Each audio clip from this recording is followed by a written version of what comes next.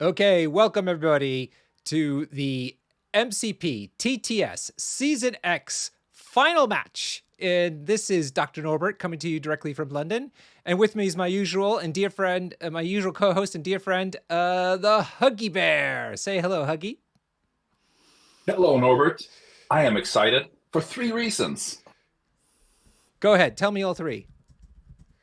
First of all, it's Saturday night and my beverage is cold. Ah, And secondly, we have a very exciting finals in front of us, woohoo! where both of the previous finals we've been streaming have been such entertaining games. So my hopes for this one are through the roof. And thirdly, we will be seeing an X-Men champion, no matter what happens. So they will finally have their time in the sun, and then no one can say that they're not good enough because they haven't won anything. Well, yeah. I mean, they constantly are in the top tables all the time. For sure. Some factions feel like they have a real problem against X-Men and can't win against them, but we haven't seen them win something really big, at least recently, anyway. And so this is the night.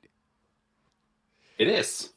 Fantastic. So Lukas is in blue tonight. He's coming to us from Ontario, Canada. Joemanji's in red tonight. He is coming us from the north of England. And we've seen Joemanji play in our last semifinals match that we streamed, but this, I think, is the first time that we've seen Lukas play. Is that right?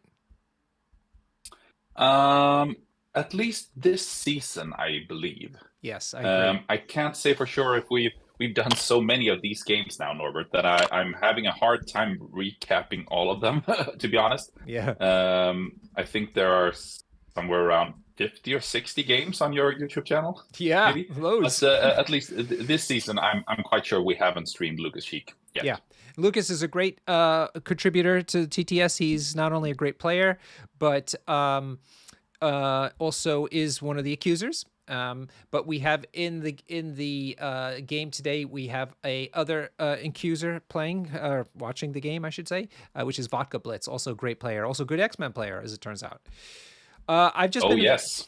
Real quickly, I've just been informed that Lukas won the priority role and took extracts, and Joemanji took 18 points. So let's take a look at that extract. The extract turned out to be Research Station, and the secure is Mutant Madman. This is the one where it's a B shape, okay? So that's like 2 columns, basically. And you roll dice equal to your physical defense, and if you roll more crit wilds and hits than the number of healthy enemy characters contesting the trap, then you start to control the trap. So it means you have to, it's a pay to flip, essentially. It's a pay to flip. This could turn out anticlimactic given what I just saw, because Research Station is an extract that X-Men hate. So I would not be surprised if we ended up seeing Cabal versus Brotherhood now. Yeah, it's going to be Cabal. There's no doubt. Just real quickly, in the cleanup phase, players controlling the trap choose an enemy character within 2 of it. The chosen character suffers a damage and gains 1 power. So, but there. And real quick, the map tonight is a newer one for us, a Research Station. We haven't played on this one before, but it's, of course, developed by our friend Pat from across the Bifrost. So thank you, Pat, for putting that effort in. Okay, let's take a look. They're still choosing their rosters. Now, have you taken a look at their rosters, and can you think about why Joemanji wanted 18th threat instead of 15? I assume because Malekith's favorite threat level is 15. So just keeping him from getting that. Gotcha. All right. So we're taking a look, and sure enough, it's Malekith with Logan, Bullseye, and Red Skull. Real popular right now, combining Red Skull and Malekith together. In this case, you don't see Lockjaw, but you do see Bullseye in there. And then Logan's a fantastic killer. So heavily attrition focused. Very interesting combination. And it's not the highly aggressive cat and dog build that have been talked about for weeks now. Right. So it is Brace for Impact, the Black Bifrost, Advanced R&D, exceptional healing for Logan, and fallback. Really nice combination of movement and defense. For sure. All right, let's take a look at what Joemanji took. The X1 player tonight is Storm, Beast, Domino. Who's this? Pyro. Nice one for anti-Malekith tech. Good job, Joe. And Hulk, another big boy. Cards. They are taking Sacrifice. Kick him while you're down. That's one of his favorite cards. Ooh, Yeah. nice combo there with Pyro. Brace for Impact, First Class, and Fallback. Lots of control here, and a bit of saving yourself from damage. Very, very interesting teams. Pyro in combination with Hulk acting as a kind of catcher's mitt, as the famous Nate Gerard has called it on occasion. A catcher's mitt is a model that is good at taking a charge from Malekith on the chin and then retaliating. So Hulk is definitely up there. Possibly also characters like Juggernaut and other big characters that can really take a punch. A Logan with exceptional healing, perhaps. But I really like Joemanji's team here. It's well kitted for dealing with the threat of Malekith. Well, that's good news. I'm glad to hear you think so, because we want to make sure this is a great match for everybody here tonight. Most importantly, the players, of course, but also us here and the spectators. Let's take a quick look at the board. The 2 traps on the bottom here and here. There's 2 traps then at the top here, and then the research station is right down the middle, per usual. Sizes of things. We get size 3 up top, size 3, size 2 panel there, size 4 hauler, size 2 turret there, size 3 in the middle. This big spruce tree, thanks Pat, spruce tree, size 2, little size 1 thing here, and size 2. So not terribly much in the middle this time, and of what's in the middle, we got a size 3, a couple of size 3s, and a size 2. Oh, and there's a stump. A few stumps. Yeah. Slightly, it'd be interesting to ask about the picking of sides here, because I do believe it's fairly easy for Joemanji to expect Malekith to be aggressive and head towards the middle of the board where the researcher is. And if he had chosen, he was able to choose sides, and he could have had the hauler on his side for Hulk to throw, but he decided to go with a side with pretty scarce terrain instead. Yeah. That's right. You've got your notepad ready to take notes for us? Oh, yeah. Fantastic. Right, so let's take a quick look at deployment. Lukas is ready going. He's got Hydra Troopers and Logan at the top, a Bullseye as well on the top here, so that's the left flank. And then he's got Malekith and Red Skull hard on the right flank. Meanwhile, Joe's put Beast all the way on the right flank hard. Hulk right down the middle. Domino just to the Hulk's left, so left flank. Storm there as well. Who am I missing? Domino, is it? Oh, Pyro. Where's Pyro hiding? Yeah, he's on the other side of Hulk. So, interestingly, Joe's decided to go very heavy centrally focused, with the exception of Beast, and Lukas has decided to split his forces. I'm not sure why. Yep.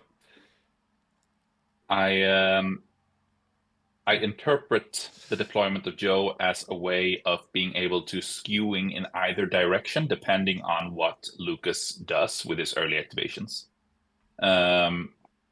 If he decides to go hard on towards the middle, Joe can respond to that, and will have his several very effective pieces versus Malekith close to the researcher there. If Malekiths go on the flank, then he can skew to that side easily. So Malekith will be unable to sort of game the opposition by moving in an unexpected direction. Interesting placement of the Hydra Grunts here. As we can see, Beast has positioned himself straight, opposing the traps. because he is namely, by force of being a medium mover with a medium base, able to reach the left side of the left line of traps. So it may be possible that placement of the Hydro Grunts blocks his landing spot for swinging 2 traps during his activation this round.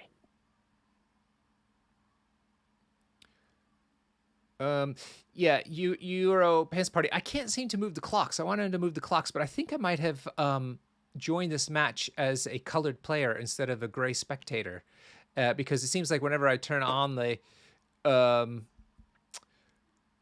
what do you call it? The mod settings. The players turn it off, so they must be seeing it. Whereas usually I can't. So usually they don't, rather. So that's a little strange. So I've asked to see if they can move it down, but we'll see what happens. Anyhow, yeah. To recap real quick, if I missed it, Huggy, apologies. But the Hydra Troopers have flipped the top trap, and the Red Skull has flipped the bottom trap. And then Joe has countered by putting Pyro up on the top. And he's rolling his things to see if he flips it now. And, ooh, fails. Failure. No flip. Mm. This is the only sort of, the only pay to flip where there's no downside for rolling a skull. Well, sword has no downside, but the pay to flips where you roll multiple dice and not being penalized by rolling a skull. So Glenn says that they failed at the top. I apologize if I missed that. I was looking at the UI showing that it's there, but I guess the UI is just showing that they're within 1 of that thing, not that it flipped. So I beg your pardon. So they're only rolling 1 dice, so yeah, sure. So it's 50-50 still, but nonetheless. So okay, so no one has owned the top 2, which is probably both players are not very happy about. But Red Skull has gotten the bottom one. Sorry about that, everybody. And yes, I'm going to see if I can move this mod thing once they take a break. Right. So, who's gone so far? And it seems like somebody's taken a damage. Is that Red Skull? Did he juice himself up or something?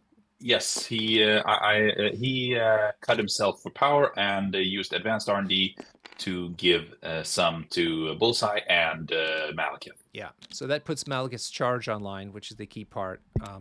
For Bullseye, I think it's so that he can fire back at people, maybe. Malekith is placed so that he can either charge the southeast trap or the researcher. Yeah. Charging a model standing within one of either of those positions. So he's positioned himself to be able to respond to if, because Joemanji could sort of try and have a game plan where he tries to dance around Lucas's kill team and just flipping points. A very classic game plan for X-Men: run around, flip points, don't interact with the opponent too much, at least not more than needed. But the placement of Malekith makes that somewhat more difficult, at least on the southern flank. So Bullseye went to the top trap and was able to flip it successfully this time. I'm just got a fresh bottle here, Huggy Bear, of Glenfiddich. Glenfiddich 12. Glenfiddich. Our original 12. Did you have that one Awesome. one evening? I did. Glenfiddich is one of my favorites. Oh. I'm glad it's not Glenlivet. Yeah, no. Cheers. Cheers, everyone who's watching. Hope you're having a great time and enjoying this closeout of Season X. We have a month off after this, and then Season 11 will be starting thereafter. All right. Joemanji is looking like he's measuring to see what the Hydra Troopers could be able to shoot later. I believe he is trying to see if Beast could get... he wants to position Beast outside of 4 of the Hydra Troopers. Mm-hmm. So they can't double tap him with their energy attack. Right, which he's very vulnerable to. And now he's... yep. All right, let's see if he flips it. Oh my god! The second failure! Oh, no. bad start. Not good. Yikes. Well, at least he gets a bonus power for rolling a skull. Yes, on the right side. Yeah, that's not great news for Joemanji, obviously. No. I don't think it's gonna heavily impact the game, but it's very annoying. Possibly falling behind a point early because of dice. Yeah. Alternatively, being forced to send another model out on that flank, and I am quite certain that was not his plan for Hulk, which would be the one. So Beast then decides to move back into the center. He's within 2 of Hulk. We should have noted as well that Storm moved up within, I'm going to guess, within 1 of that evac station. Maybe not. I don't know if it can... I assume she's also within 2 of Hulk to set up the hop. Right. Okay. The X-Men placement. Back to Lukas, and Lukas is activating Logan. Yeah, so it's a little bit misleading the way the screen UI looks, but both players effectively have 5 characters on the table because of the troopers. Yep. Correct, but only 4 activations on.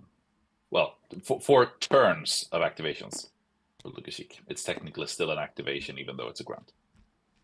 So it's going to be hard for Logan to find a spot where he's not within 3 of friends. Well, possibly if he goes down the middle, and then Malekith does not join him there. So it'll be very interesting to see down the line when Black Bifrost gets placed. That's right. Oh my goodness. It can be used in multiple ways. It can be used to bring in another model into the sort of Malekith opens up a portal for another model to join him in the fight, or it can be used for Malekith to have a heavy turn, daze a couple of characters, and then teleport the hell out of there to prevent retaliation. It's also interesting to note that Lukas is not playing Follow Me, which has been a staple in the classic cat and dog list. I also noticed he didn't even have Lockjaw in his roster. So Logan has now moved up onto that point, heavily contesting that point. Joemanji has decided to try to get that damn trap flipped at the top, so he's moving Domino to do the work. Yep. I do believe he could find a play. He will have cover because he's an X-Man, so placing within 1 of the terrain pieces is irrelevant. All right, here goes with the roll. Let's see, 3rd time's a charm. Skulls, 3 skulls. Holy shit! Oh my god! Oh no! No, disaster! What the hell? Can he spend to make them turn them into crits? No, that's insane. That is just insane. Oh man. Oh no. Let's hope he manages to stay focused on the game. Oh my god. F in the chat if you hate pay to flips. Who can sympathize with Joemanji? Give him an F. Oh god. Interesting now. Well, this changes things dramatically. Yeah. Wow, just 1 F for Joemanji. That's sad for Joemanji. That is 10 dice containing not a single success. Oof. Yeah, nasty. That is really nasty. There should be a 50-50 roll at this stage, and he's failed all 3. Very interestingly, Malekith is now heading to the south. He's given that Joemanji did not manage to flip that point, the pressure somewhat eases on Lukas to be aggressive. He has flipped both of the traps on his side, and Joemanji will at max be able to flip 1. So he can now maneuver. If Hulk wants to go fight Malekith now, he will be doing so without the support of both Pyro and Domino that were forced to the other side of the table. So this now the interesting strategic chess game start, where positioning is going to be. Yeah. So Do expect to see Hulk moving up to the middle and securing the researcher. yeah. But that is also more or less a wasted activation. Yeah. Where he's not making attacks into Malekith. And Malekith will have the ability to play Black Bifrost and double tap something next round. A double tap should not take Hulk down, though, but.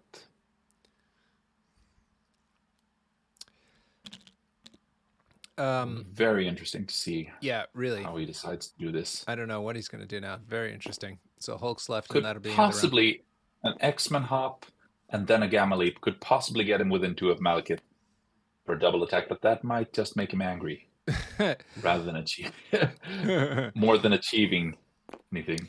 Everybody in the chat, how is the sound between me and Huggy Bear? I want to make sure everybody hears both of us clearly. Do let me know if I need to boost him or take me down.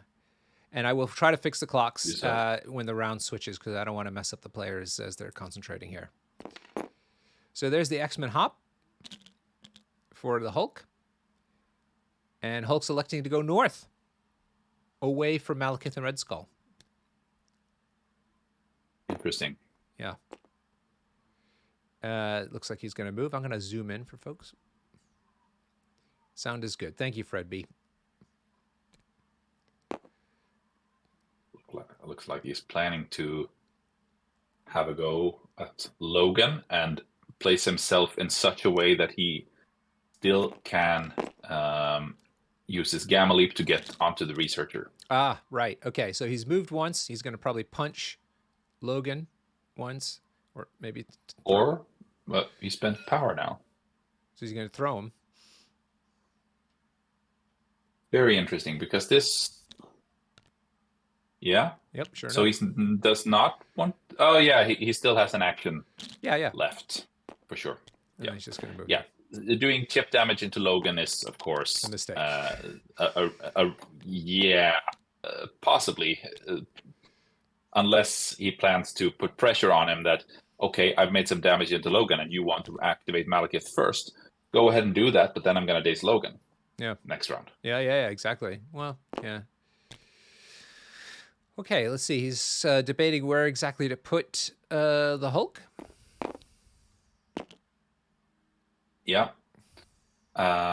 He wants to find a sweet spot where he does not allow for a single charge of Malekith reaching him. Right. If Malekith wants to double tap Hulk, he should have to use his Black Bifrost and burn that card. Not a bad shout, though. Now that he's flipped that trap at the bottom and nobody else is down there, he could probably safely leave it there. Although it looks as though he decided that it's more important to stay outside of 4 of the Hydra Grunts. Can we ask the guys, Vodka Blitz, can you ask the guys for just a moment so I can move these clocks? Bloody hell. Oh, did I get it? No. There we go. All right. We're good now. Awesome. Vodka Blitz. Thank you. Sorry. Ooh, that's so much better. Yes. Thank you. Thank you, guys. Yeah, now I think I might have come in as a color other than gray, which is the spectator color, which I apologize for. I'm not sure how that happened. Usually gray is right in front of me, so that's when I click. All right, Joemanji won the researcher, so he's gotten 2 points. Lukas has 3 secure points, so he gets 3, and Joemanji gets to move the researcher, and he's moved it basically forward towards the other evac point, probably trying to... I've seen him in the past kind of moving it backwards or sideways just to keep it in play, but not let the other person score the evac point. But here, maybe he's under some victory point pressure and has decided to move it closer to the evac point and start scoring that extra point back there.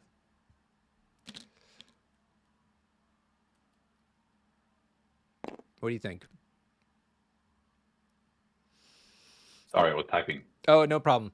It looks like Lukas has priority, and so he's going to. Well, he looked like he was going to activate Bullseye.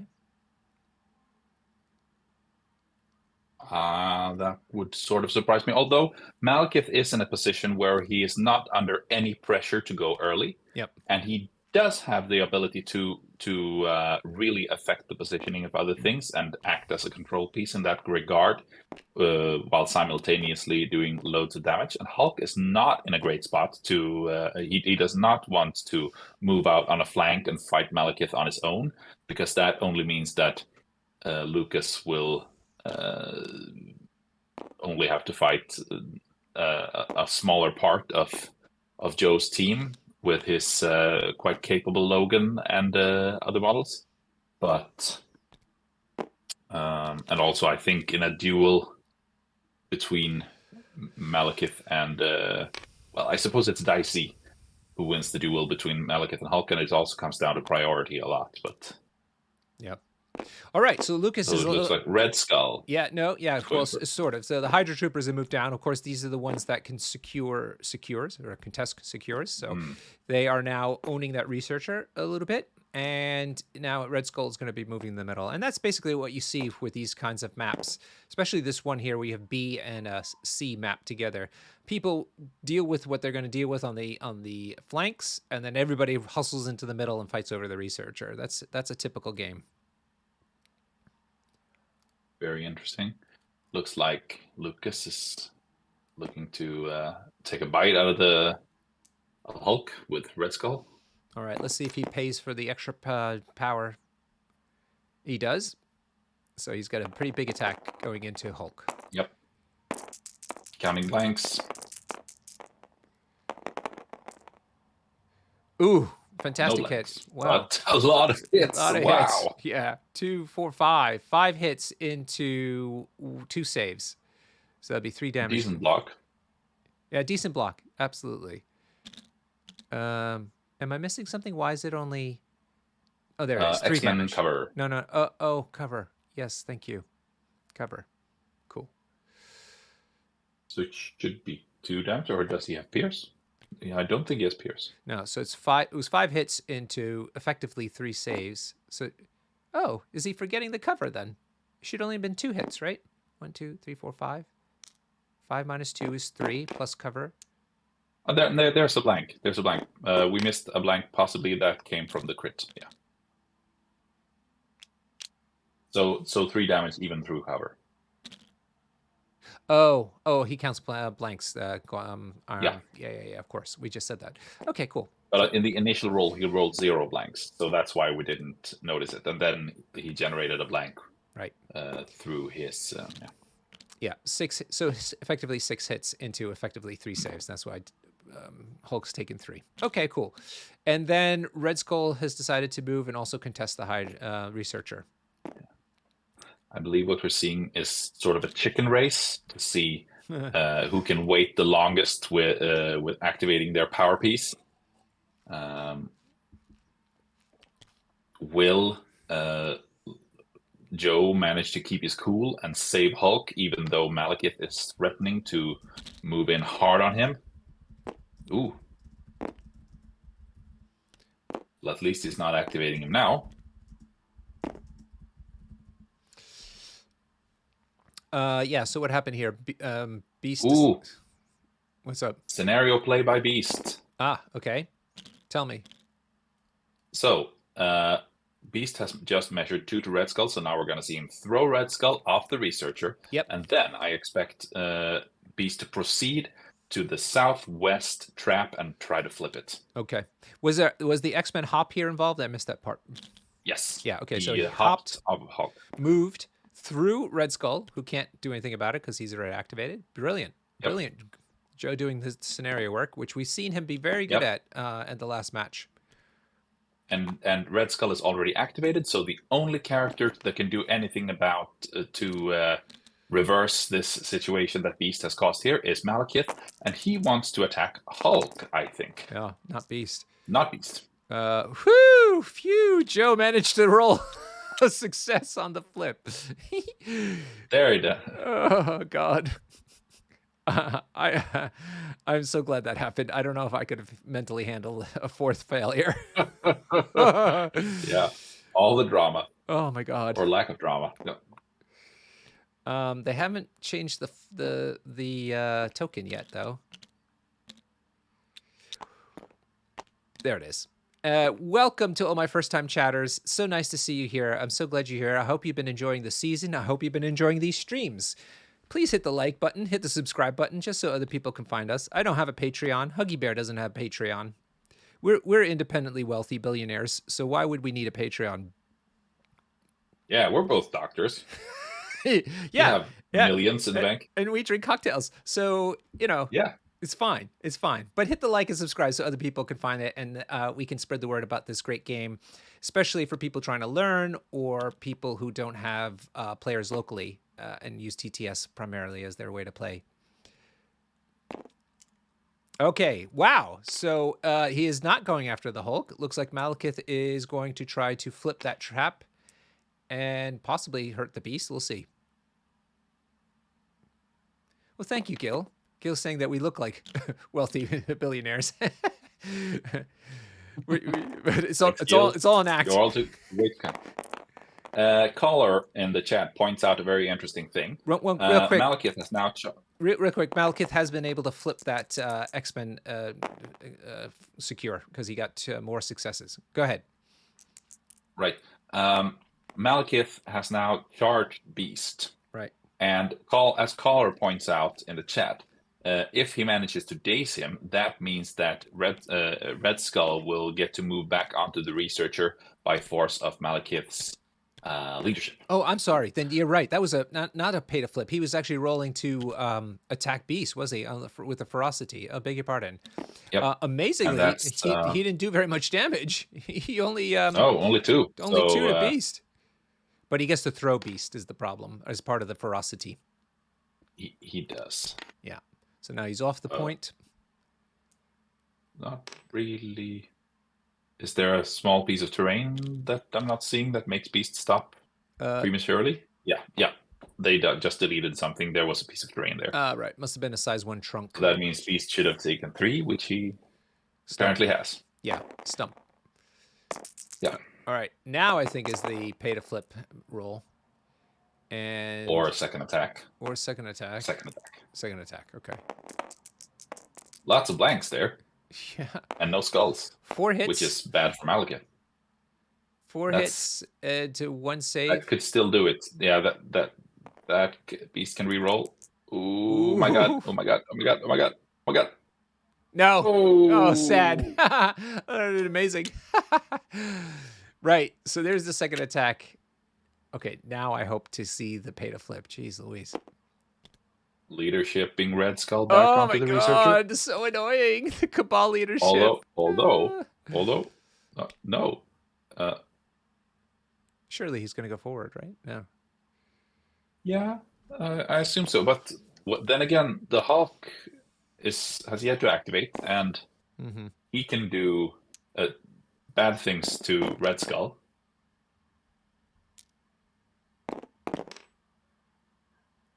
All right, he's elected It'll to be move. Interesting to see. Yeah, how Joemanji can exploit the situation where Malekith is now activated, so he does not project threat right in the same manner towards Joemanji's positions. Yeah. Okay, here's the pay to flip, I'd imagine, which he does do. Yep.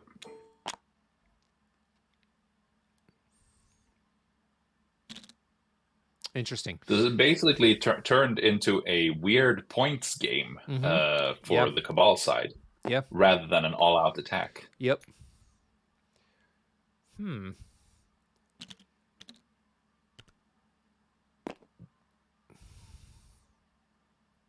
Storm. I had a feeling she was going to go down there.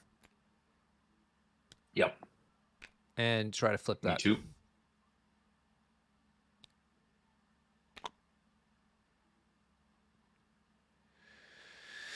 All right. Collar saying he likes this play by Lukas because it feeds Hulk troopers or grunts, but which isn't something he really wants to be bothering to attack.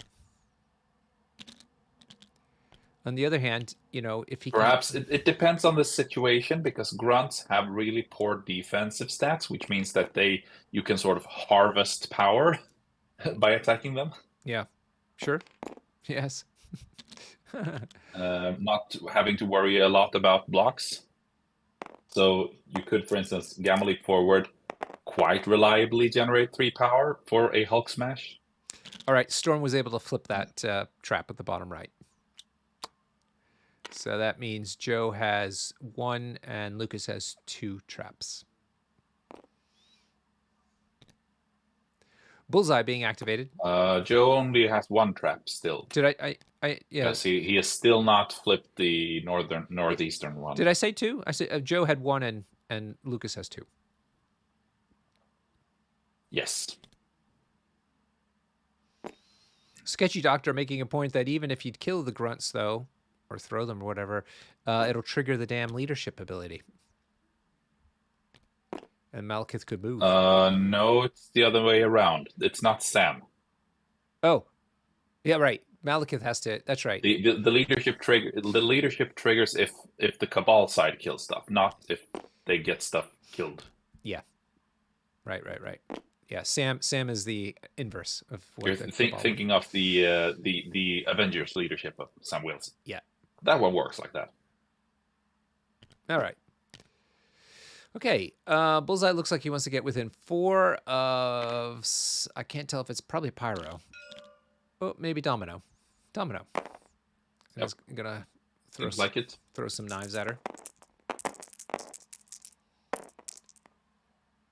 I suppose he doesn't want to feed unnecessary power into Pyro. Yeah, maybe. Looks like 1 damage going through and a bleed. Mm-hmm. And then Bullseye is moving to the far side of his secure. Yep.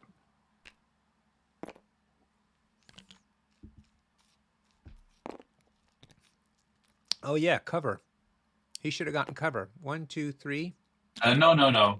Bullseye he ignores it. cover. He ignores it. Ooh, the chat people are keeping us on our toes tonight. No cover for the Bullseye. Hey, it's Mike from the Danger Room. Hey, buddy. Good to see you in the chat. Hey. Pat Dunford in the chat. Gil DK. Good to see you all tonight. Right, so that's it for Bullseye. He's just on the backside of his secure. Let's see who goes activated next. A lot of Lukas fans in the house. Who are you guys rooting for? It seems Let like us know in the chat. Yeah, so a lot of Lukas players. This is a final. It's a lot on stake here. It's and I must say that so far this game has not disappointed. No. It has every potential to become a just as enjoyable game as the last season's final, which was amazing. One of the best games I've commented on together with you, Norbert. Yes. It was a blast watching that one. Still available to see on my YouTube channel, Dr. Norbert Games, where you have all the games after the Twitch stream is done that we upload there for posterity. Okay, we finally got one Joe. Lots of great material. Joe fan, or 2 Joe fans in the chat. Yeah, this is really interesting. I mean, I'm sure the players aren't very happy about it. Certainly not Joe with the pay to flips, but it certainly makes interesting watching to see how Joe now has to react to some really negative set of circumstances.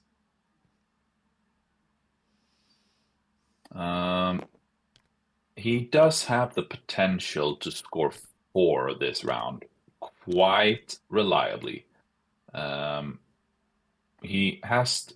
has to take care with his last 3 activations not to give Logan a great round. Logan is in a pretty bad spot given that he was thrown by Hulk backwards, which effectively staggered him, you could say. So his best case scenario is moving up and doing 1 attack into something. I think that both Domino and Pyro can quite easily avoid getting within the danger zone. But Hulk Hulk could be a possible target, but then Logan would not have the rerolls, and I'm not sure if that is a great attack to be making. Yeah. Getting Logan into the middle of things, but then again, getting Logan into the fight could be worth something for later rounds. Okay, Adding more threats. Not sure who did it, but somebody finally flipped that damn trap. They figured it out down there. Let's see who I would actually not be moves. surprised if I would not be. It's probably Domino because he did not have Pyro did not have power removed from him. Mike, thanks as well. Ooh. Yeah, it's Domino. She shook bleed, so she only has one active action left. Yep. Yeah, he was measuring 4 from bullseye, so I was assuming she considered to do a grenade attack, which I believe can bounce to Logan as well. Yeah. But given the shake, that's not what we're going to see. No. Getting Incinerate on bullseye and Logan could have been possibly interesting, but avoiding bleed damage is also tight. So she's decided to move kind of overlapping her secure with her movement. And Lukas is planning out his next move. So I'll move back a little bit. And this is Logan. He's looking at what Logan can do. Before he was looking at what Bullseye could do. Seems like his only option is to attack Hulk if he wants to be making an attack this round. Suppose he could double move, project threat for next round. Possibly go stand on the Researcher, making it hard for Hulk to clear every model off of it.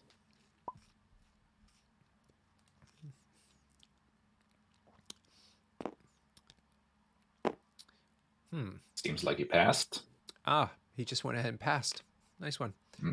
Pyro's moving giving into the middle. thus giving Pyro a less interesting activation. Yeah. Not much he can do.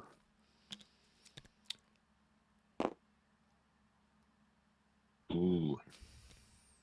Looks like he wants to get Pyro to the other side of the table where he can possibly later put a firewall on Malekith, giving him slow en route, which is 2 conditions that are very annoying for Malekith. Yep. I think it's within 3 though, isn't it? It's within 3, so it's not going to happen now, and he doesn't have the power either. But next round,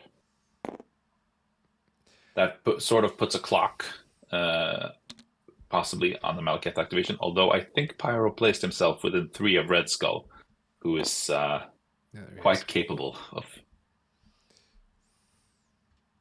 So maybe he went a little bit too aggressive there.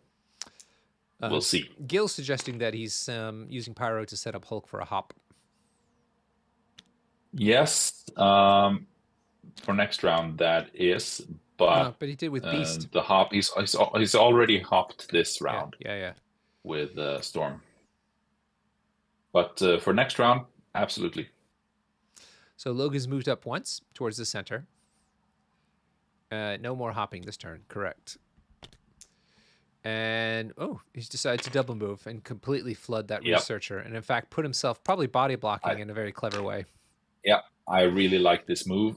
He's making it harder for Hulk to pick where he wants to land, while also putting enough model on the Researcher that Hulk is in fact going to have a somewhat hard time getting all of them off of there. I believe he's going to have to either daze. I think he's going to have to hit a wild push at some point if that's what he wants to be doing. Or just settle for a tie. Yeah. So he's going to Researcher. Gamma Leap. He fits in there nicely. He is, however, in great need of points. Yeah. It would be bad if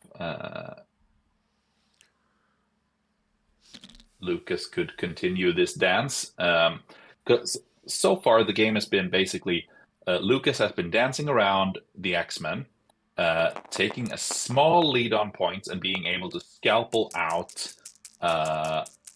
models and do chip damage to important pieces like Hulk. We've seen Beast Days Huge hit. triggering a leadership. Ooh, yeah. Harvesting the power. Yeah. So From the grunts. troopers go away very easily, giving Hulk now 7 power. And he has one action left. Power. Yeah, so he could, for instance, do one Hulk smash into Red Skull, hopefully staggering him. Nope, he's just going to throw. Just throw him away.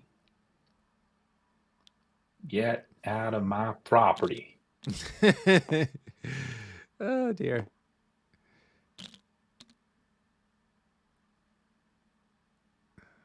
Let's see if he actually does it.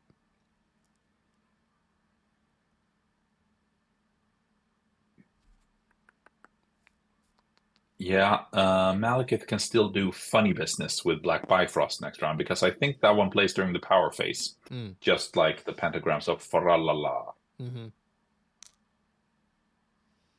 Right, there's the throw. Red Skull going straight back. Goodbye. One action left. And effectively a stagger. And Logan is still there. So nobody owns the researcher currently. Oh, he's gonna... Is he throwing that into Logan? I don't think so, because he already threw Red Skull and can only do one throw. Yeah, okay, so it's just an attack. Ooh. Hulk smash. He got the wild? Hulk smash. Got the, it's when got you the need wild, it, right? the all-important wild. Yeah, okay. And Logan blocks only one. Blocks one, and it's 1, 2, 3, 5 hits. Plus a stagger. 4 damage. Possibly one more from... because he's got a throw here. Throw him into this cargo. Throw him in. Oh. Yeah, either that or the hauler or something. Yeah. Or maybe not at all. Well, he wants him off the point. I think he wants him off the point and within 3 of a friend, as to not get the reroll. Yeah, got it. Yep. Boom. Done. I'm having a hard time deciding if he actually hit the truck there, or if he's just be up to the players, but we'll see. So far, we did not see a damage get added, so yeah, so apparently not.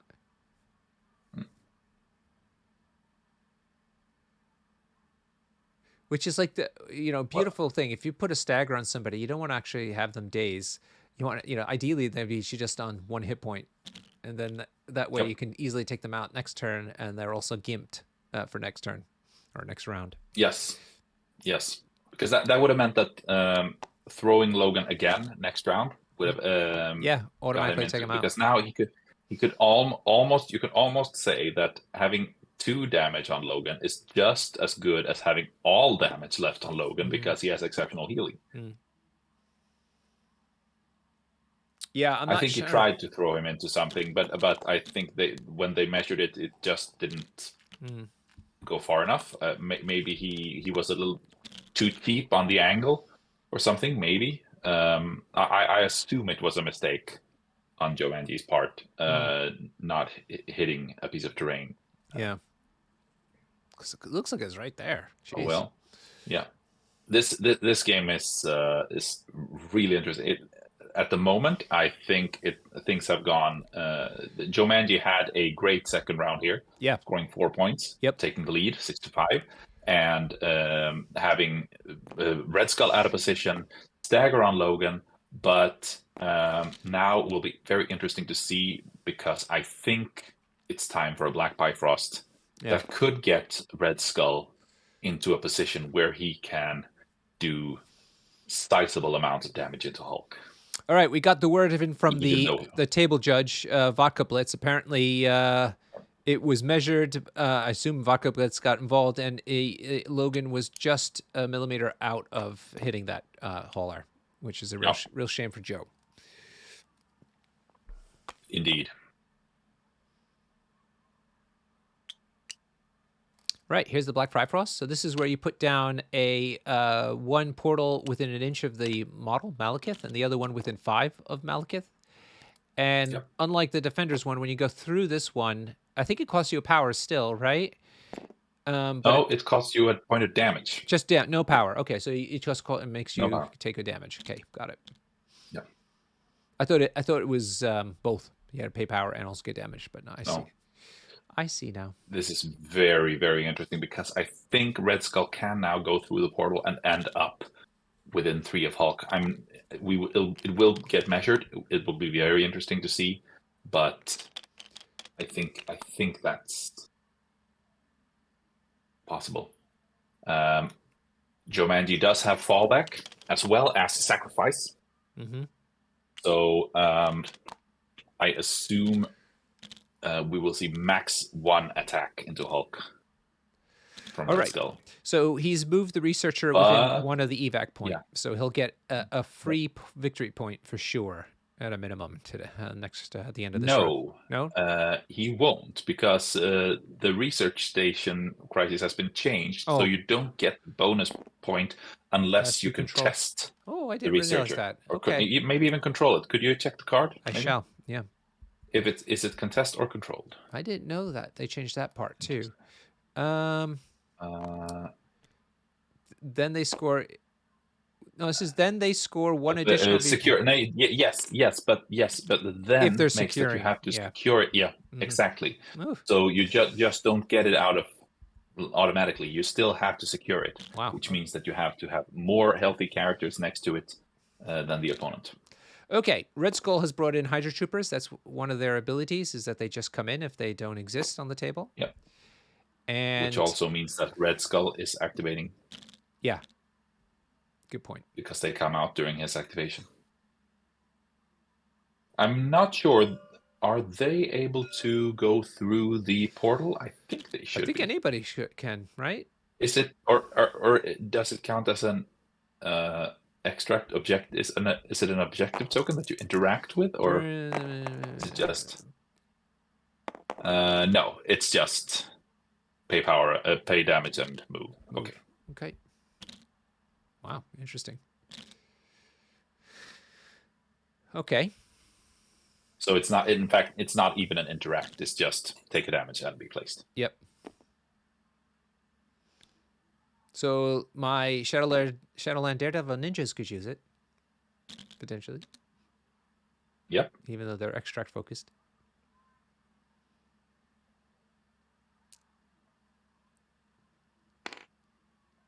All right, so he's deciding to move Red Skull with the Black Bifrost. Ooh, this is interesting. I was under the impression that he would be maximizing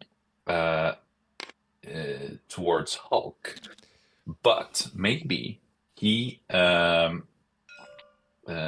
presupposes the fallback play that we discussed, and instead decides to go base to base with Beast and try to KO him, because I think that if Beast plays fallback, he does not get outside of 3 because he's base to base.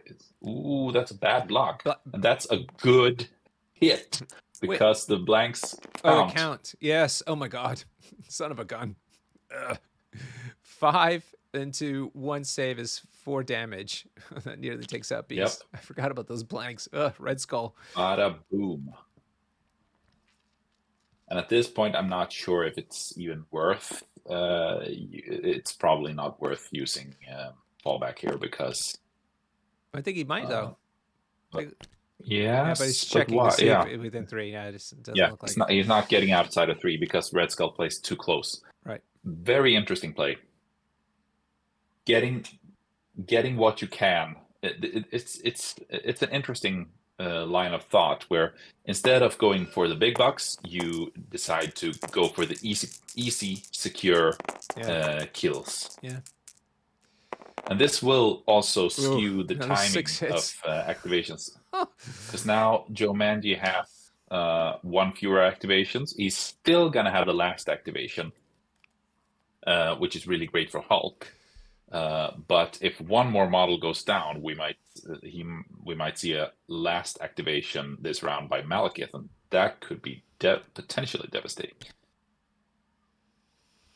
Mike, feeling that removing Beast was a big play. I'd love to hear your reasoning, Mike.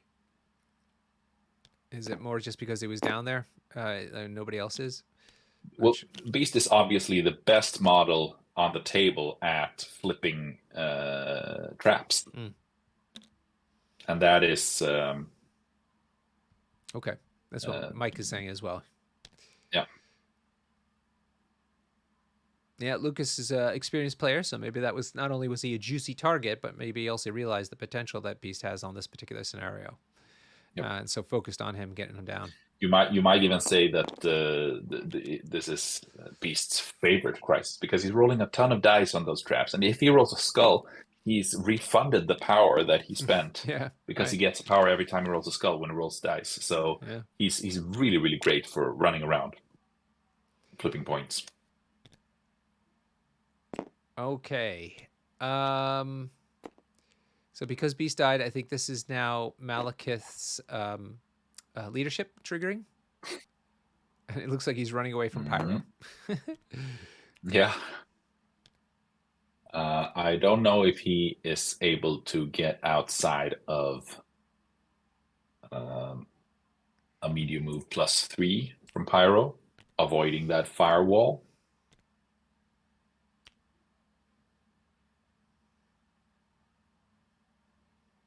Because going out far to the side also means that the slow will be more severe when it comes. Interesting how I think it looks like Pyro will easily be able to get close enough for a firewall there. Yeah.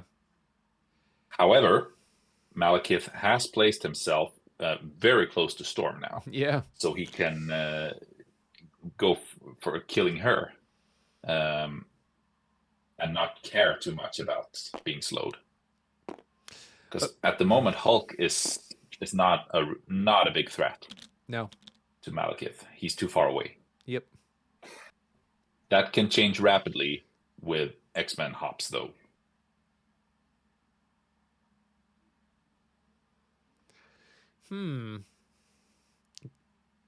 Crucial moment here for Joe.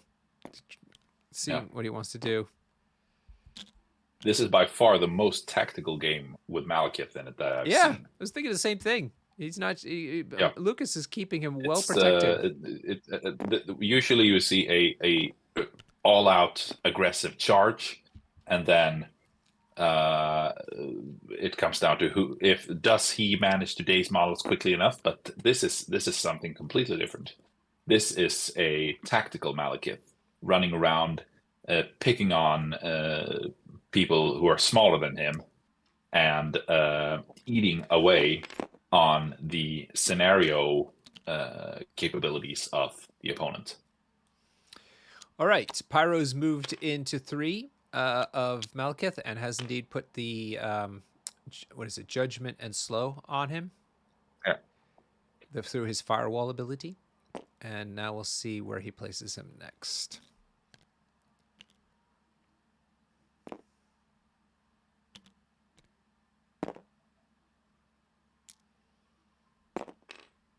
Looking to not get attacked by Logan, it seems.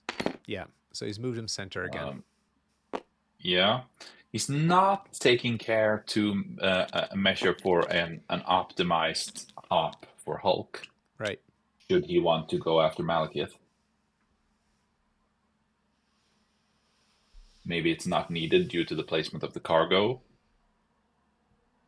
But that we would need a top-down view to decide that. Does that answer your question? Yeah. It's probably he wouldn't gain much from placing Pyro slightly further away. No. Cool. All right. So interesting. Now, if Storm goes down and Malekith split that point, that would mean that the left flank of the X-Men has collapsed. He will have a very hard time flipping those points back, and then Lukas will be able to fully concentrate on winning the researcher.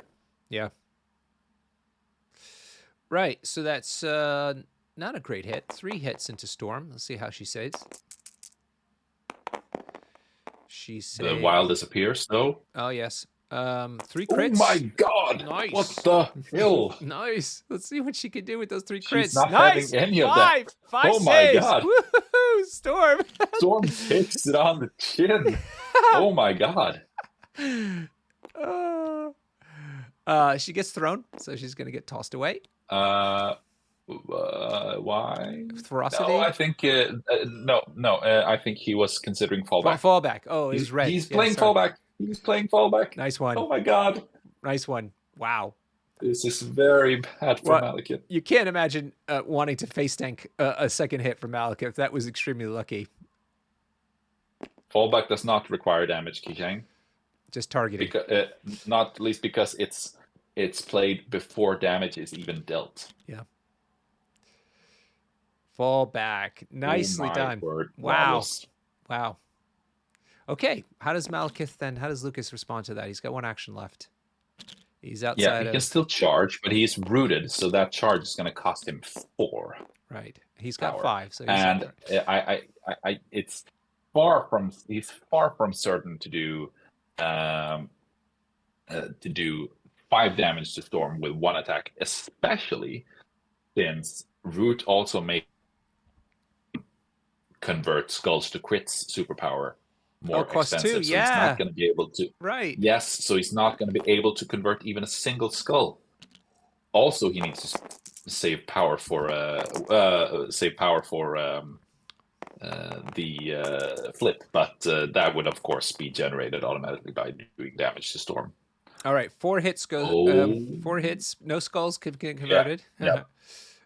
And then the throw will. Knock her out! Damn it! Will do. Yeah. Malekith. Oh, aggravating. There is a brace for impact though. Maybe we'll see it played. Yeah. Maybe brace for impact here. Maybe. Let's save an activation. Could be worth it. Cover. Oh, she had cover. No cover. No, she did not because he was within 2. Yeah.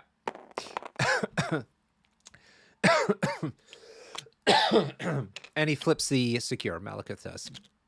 Yep. But brace was used, so Storm is alive. Storm, yeah. Oh my word, that was not what Malekith wanted. No. Storm's alive. Used a brace, but hey. Yeah, she can do decent damage if she has enough power to boost her lightning bolts. Yeah. But it looks like she is more interested in flipping points. Yeah. I imagine with all that power, she's probably the best bet. See if she can do the other one. Yep, absolutely. This is a scenario game. Oh, he does it. He does it. Ooh, big fade of flip. Payback time for those early fails there. Yeah. Oh, this is gonna be close. This is gonna be very, very close. Oh no, it does look out. No, that's yeah. easily out. So change the plan. Outside of 4-2, I think he could. He could at this point. He could either move her just out to the side, making it hard for Malekith to do more attacks, or Red Skull to do more attacks into her without wasting actions, and then simultaneously threatening to move in and flip points back after they've been flipped for the benefit of a Cabal. Sure. So that's what looks like what he's done. Yeah. Given the fact that she was unable to reach the other trap, that was very big. Yeah. But there is a 50 with 1 contester and 3 dice. It's a 50-50 roll. 50% chance to flip a point to get 2 successes on 3 dice. Huggy Bear. We saw what those 50-50s look like. My point. Yeah, for sure. My point is just that it was not like he got off a 10% sure. chance. It's a reasonable shot to take. It's not like he was gambling. Gambling too much. He's basically playing red on the roulette table. Yep. Or is it black? Which is the easier one to win with? Black or red? I can't Yep. remember. It's a perfect example of dice luck evening out over the course of over the course of a game. Right. Looks Oh like yeah. Now bullseye. I'm starting to think that Joe will win this round as well. Winning it in the sense that coming out of it with better positioning than the opponent and also scoring more points than the opponent. For people who joined us late, what Lucas is measuring to is Domino hiding behind that cargo container there, standing up. So we'll see if that actually happens or not.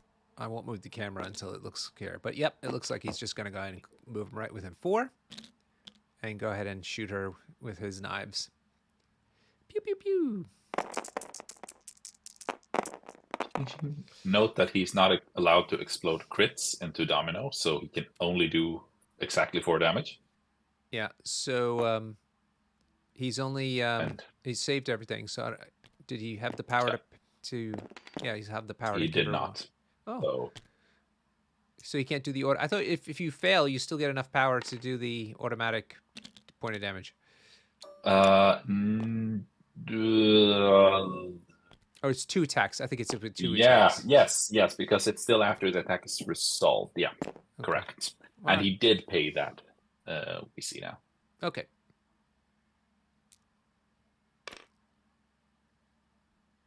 Okay, so she took the damage, but she's fine. 2 out of 5. So yeah. Now she's gonna move within 1. Looks like she's gonna do the 50-50 here. Sure. Why not? Piece of cake, right? Yep. Better all on black. Or is it red? I don't remember. No. No. No luck this time. No. No, and she's calling it. She's done. My word. If he had gotten that flip, that would mean that he could have scored 6 points this round. Yeah. That could have been crippling. Yeah. Okay, Logan left. Logan left to go as well as Hulk. But Logan first. Yep. Logan staggered. Has 2 hit points left. Logan is indeed staggered. He will be healing 2 of those hit points with his healing factor. Yep, and has exceptional healing still online. Yeah.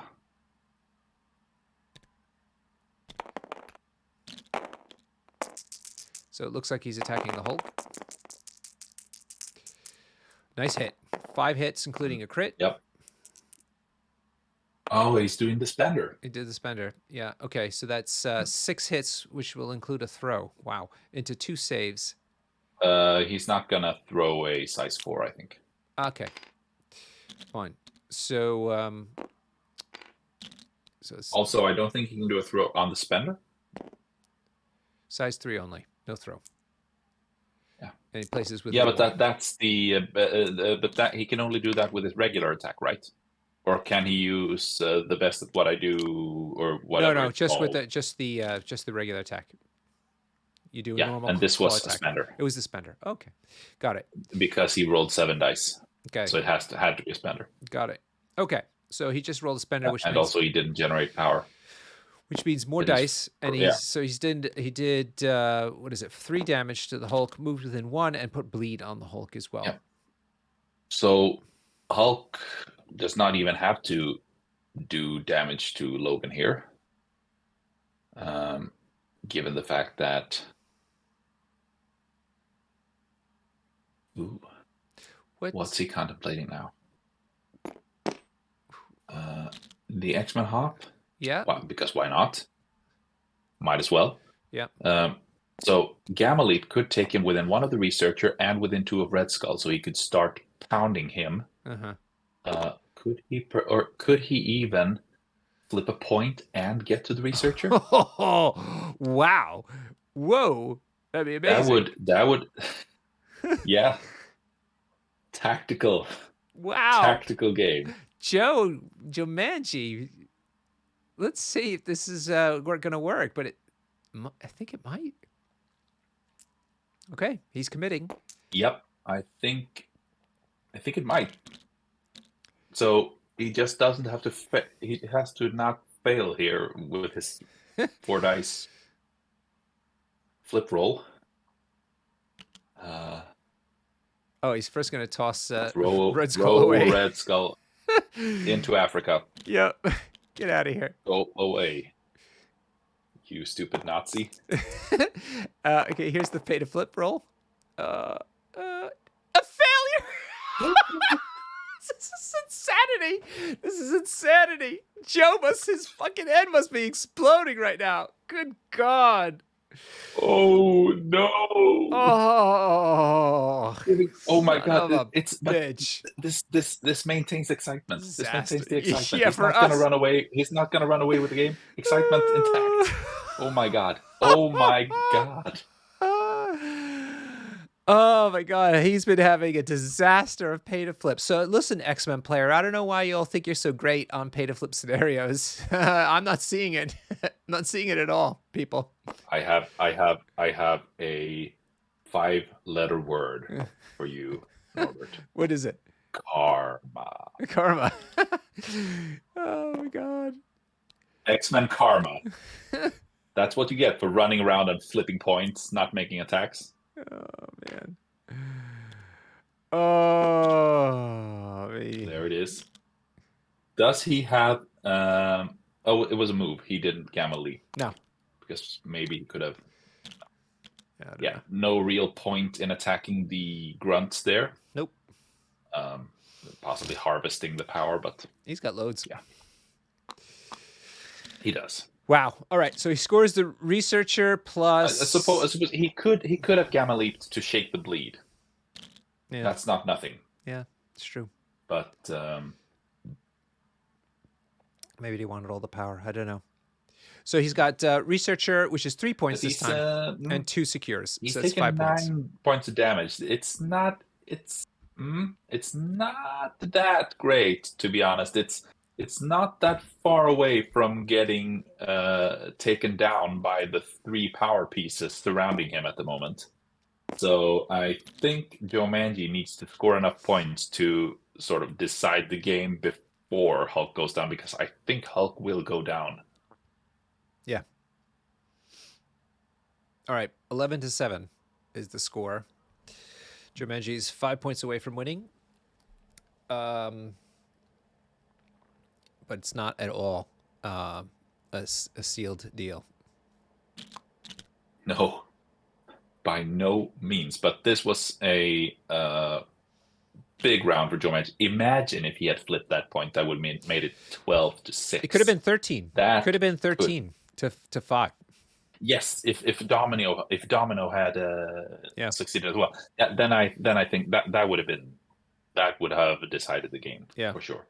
Now there's still Lukas Sheik is fighting an uphill battle, but still in it. It's still easily in it. It's still a fight. Okay, Joemanji's decided to move the researcher away from Malekith and Red Skull, but right next to the evac point. So it's right next to the hauler, if you missed that part. And it should be Lucas's go, unless he's passed. Not sure. They're doing a lot of hand waving. So what do you have against Glenlivet whiskey? Because they are, I'm going to get a little political now, Norbert. Yeah. They are distributed by a company called Pernod Ricard, and they have just decided to start exporting their goods to Russia again. Oh, boo. But I thought you didn't like them before that, for some reason. I did. Oh, you used to like to drink it? Yeah. Oh, sad. Okay. All right, round 4 is going to be intense. This will be probably a game decider, I would say. It either keeps Lukas into it or really gives Joemanji a big lead. I suppose we could. I mean, if this turns into a big round for Sheik, possibly taking him to like 11 or 12 points, while Joemanji still manages to eke out 2 to 3 points. I think we could still see a very interesting round 5, but All right. Joemanji has the match ball, if that's even a term in English. So Yeah. Bullseye activated and attacked what's her name? Domino. And I think she saved it by Ooh. virtue of her being able to turn the skull into a crit. But she's gotten bleed, and now it's the second attack. If he goes down, it's big. Yeah. It looks like he failed again. Looks like just no damage, one hit and then one save, I think is what I'm seeing here. That makes it big the other way around. So he paid for the automatic damage. So she's on 4 out of 5 with bleed. So yeah.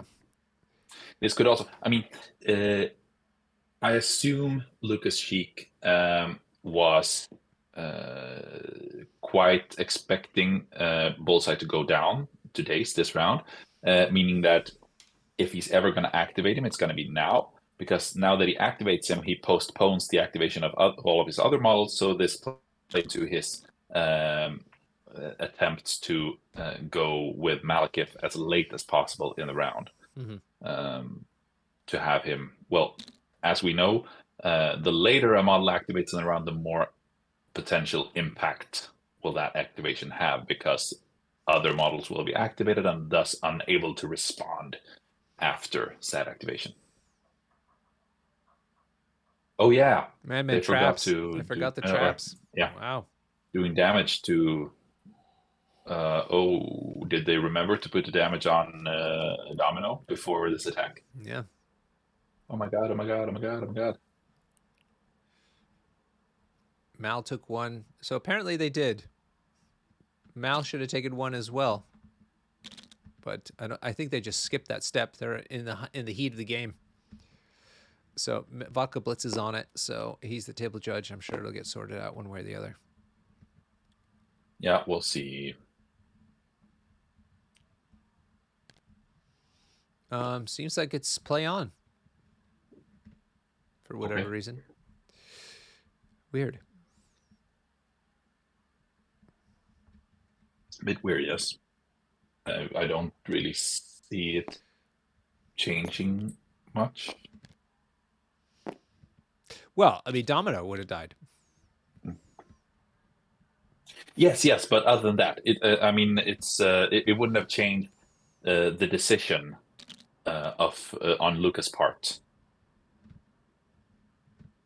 All right, Vodka Bliss has said they recognize they missed the traps, but since character had activated and made rolled dice, he wanted to leave things as they stood. All right. All right, we're going to respect the judge's calling. And, Judge has spoken. And carry on. All right. So that means Bullseye's done, and so this is Joemanji's activation. I suppose that's a decision you can debate, but we have a table judge, and the judge has made his ruling, and that is the end of that. And that is the end of that, yeah. So looks like Storm.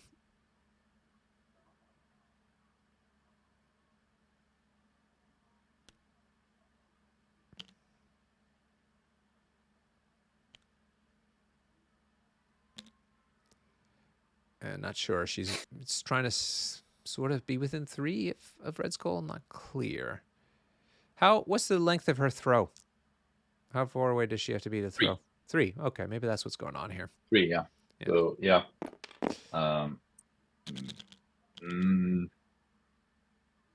Red Skull is already outside of 3 of the end. He's gonna spend a power now to flip. So, or did he already spend it?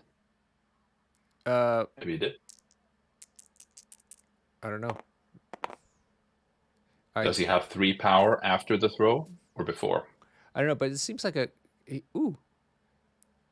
she's done 4 hits into no saves. Yeah, she just went ahead and attacked. We're like all confused. She knows how to attack. Wow. Okay. Was Red Skull on his anti-mystic side? don't know. It's hard to say because the little Jeez. tokens don't really tell you. Uh, Well, and, he only rolled 2 defense dice, so apparently it was. and now the throw That's into oh my this. god! Now it, Wow. yeah, he's gonna have to. He's gonna force brace. He's gonna force brace, Oh, he's got brace still. Okay. making Yeah. that Wow. turning that size 4 hauler into a lethal weapon in the hands of the Hulk. Wow, man, this game is amazing. Oh yeah, he's collision immune. Thank you, Jamut. Yeah, he is. Okay. Is that because of the That's why armor he is. armor setting, or is Yes, just he's chosen. He's chosen to have +3 dice mystic defense, but be immune to collisions. Okay. That's why he only had 2 energy defense. Okay. So, the good with the bad. All right, and she does manage just barely to flip the bloody trap. So that's something. God. That wasn't me. I didn't turn that on.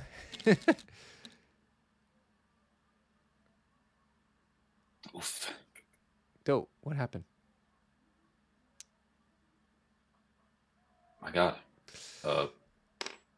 What? So I think Storm is done, and now he's using Agents or grunts jumping through portal. Yeah, running through the portal. My lord. Yeah, so Storm just threw him away, so Red Skull's far away. Yeah. But now Hydra troopers are activating. They move through the portal, and now I guess they're going to attack Storm because she's so vulnerable. And they've done 2 hits into 2 saves, though. She tanks that one. And what is it? Did they do like their double barrel thing so that they get? They did the yeah. So they only get 1 attack, but they get all rerolls, full rerolls, and then get away. Then they dazed. Yeah, right. So they didn't do it. Storm MVP. There's Red Skull. He's moved in 1. Now he's in with range attack. Yeah, dazing Storm can be big because of Malekith's leadership. It can set up some interesting stuff. Good hit though. Yikes, she's dead. Or dazed. Yeah, and She's these dazed. counting blanks. So yeah. I mean, doing 1 damage to Storm. Yeah. At this point is. On the other hand, the interesting thing is that I think he got his triggers, so he will be able to do a short move. Oh no! Wow. With Red Skull to flip the point, and also, oh gosh, Cabal move. That's Logan joining the fight on the northern flank, eyeing to flip some points. Yeah. This is.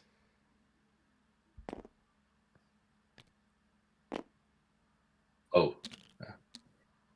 Oh. Can we just take a moment to savor the quality, what a fantastic game of MCP we're just enjoying. Yeah, I know. The interactions here, the back and forth of it. This game is so dynamic. So much back and forth, so many tactical decisions. I'm just thinking about the game itself, not just this particular game. I'm talking about the overall game, the way it's designed. You just don't have this kind of... I mean, this is a sign of a good game, where the rules allow so much interaction between the 2 players on every activation. You know, you don't have the opportunity to go away and have a little nap while your opponent does his turn, like in some games. This is, you're full on the entire time, so it is intense. These games are intense, and they're fun as a result because you're always in it. Agreed. Oh my lord, what's he gonna do with his leadership? It will telegraph a lot about what's gonna happen over the coming activations. All right, so Logan has moved away from the Hulk, but I think still within 3 of him. Yeah, it seems like that. I believe he wants. I assume that he wants to be able to go for the northeastern trap, but still staying close enough so that he can lay into Hulk if the opportunity should arise. Red Skull moves because of his attack Hulk into the trap, and then it was able to flip the trap, so no problem. Yep. No problemo. And he's done, sitting on 1 hit point. Now that leaves Logan and Malekith still to go. Yep. But it's Joemanji's turn. He's taking a look at what Malekith can do. Can Malekith charge Hulk? That's the question. I think he can because he can use the. Well, can he use the Black Boy? Can he do the charge move, Black Bifrost, and then do the attack? No. You can't interrupt that. I'm almost certain you can't interrupt that. Mm-hmm. All right. I trust you. I'm pretty sure about that sort of thing. Yeah. That's not in the ethos of how the rules are generally designed. It wouldn't surprise me if there was some sort of loophole there, but you are getting people agreeing with you in the chat, so I'm gonna assume that's how it works. Ooh, Logan's Yeah, just decided this is to an move. interesting move. Yeah. No, this is Pyro. This is Pyro. Oh, it's Joe's turn. Going Sorry. down. Yeah. Sorry. Yeah, oh yeah, he's gonna. Oh, this is interesting. Pyro moving to be within one of the researcher, and also setting up for a Hulk hop. A potential one, Hulk hop. But why did he not have enough power? Oh, he doesn't have enough power to firewall Logan. That would have been nice too. But yes, you got it. I don't think it matters that much, to be honest. Sure. Logan can attack Hulk, place within one, and then attack Pyro if he wants. However, Joemanji has sacrifice, so he could have Logan do both attacks, but that might be dangerous because now Hulk is on low health. Yeah. I mean, Logan could take him out. That wouldn't be outrageous. Yeah. Then again, I do think Joe is quite happy to see Logan not go for Domino and the secures.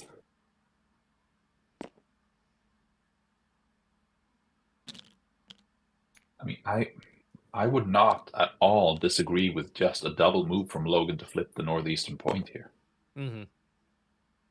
It would, I think it would more or less secure another round of the game. For sure. Whereas,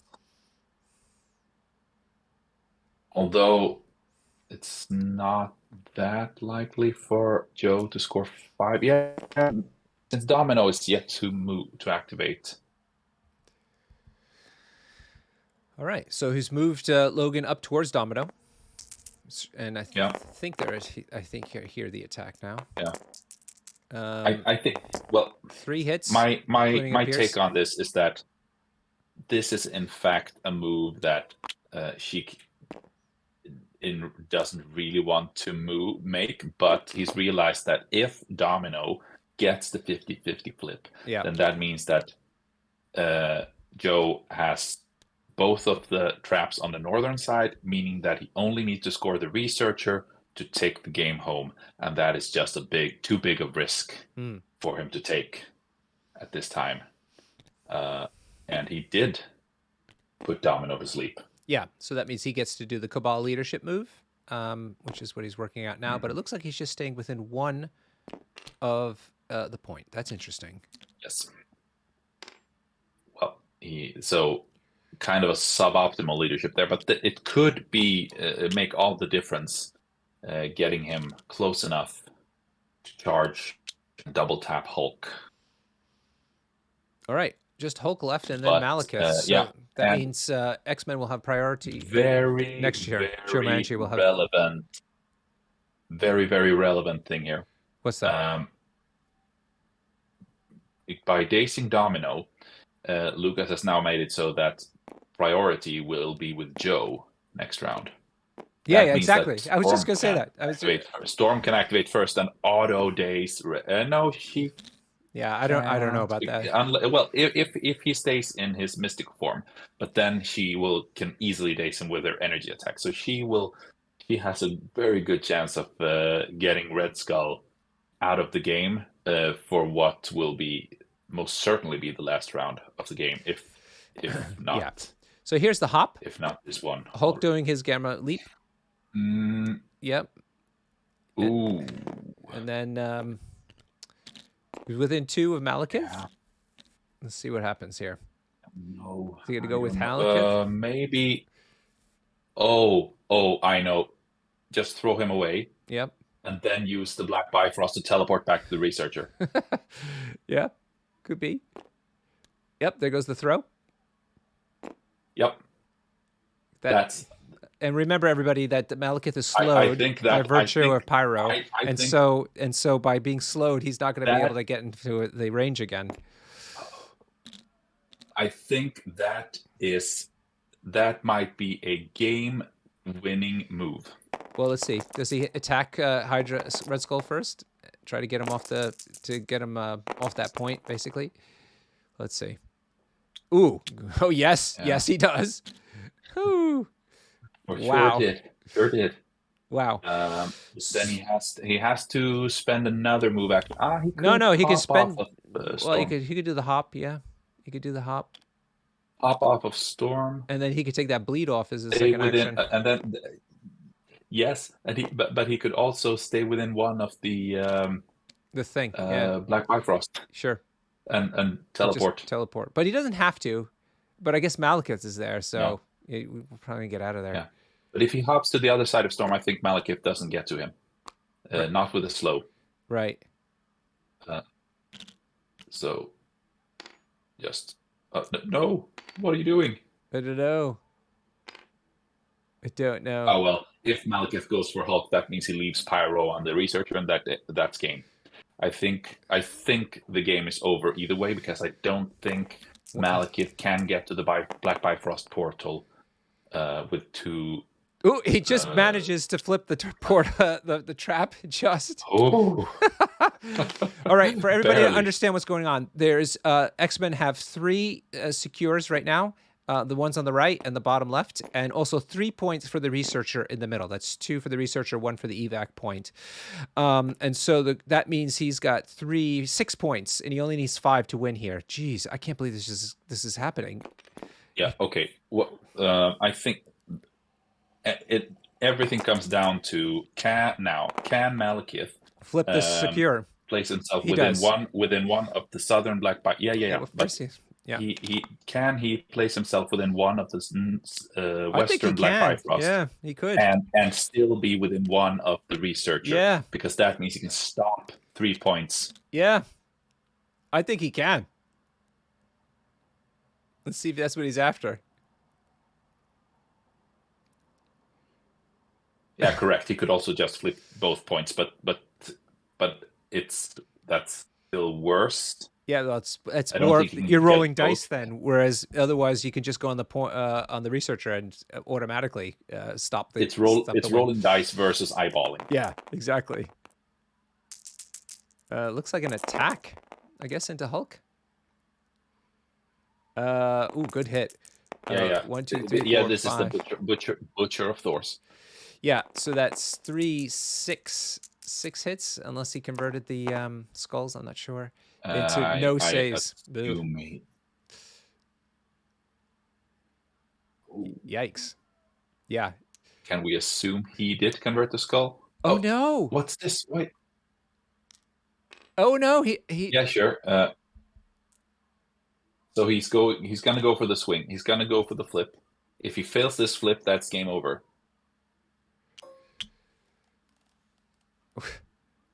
Okay. Jesus. I thought you were right. I thought he would go through the Bifrost.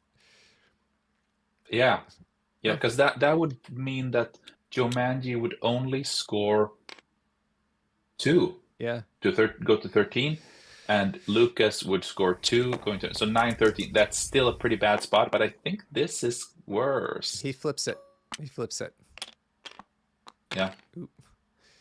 Okay. So it's gonna be 15 Joe and 10 Lukas. Yeah. This still looking grim for And Lucas now. importantly, Joemanji has priority now. Yes. And Hulk, well, yeah, does have shock. That's annoying. Yep. Oh, kick him while they're down. Could we see kick him while they're down go up here? Malekith has 2 conditions. Yeah, Malekith has 2 conditions on it's him. true. Oh my goodness. All right, we're in round 5. Is it happened yet? No, I don't think they hit the button just yet. And let's see if they remember the traps this time around. Let's see. There we are. So it should be round. Is this only round 4? I thought it was round 5. No, there it goes. Yeah, now they're doing the auto cleanup. There it is, round 5. Now the question is whether they remember the traps. Yeah, make a note, Huggy, about what just went down there in Joe's head with the placement of Hulk there. Yep, way ahead of you. Okay, cool. And looks like Joe is electing to move the researcher even further away, but not too far away from the evac point. So it's further south and away from Malekith, basically.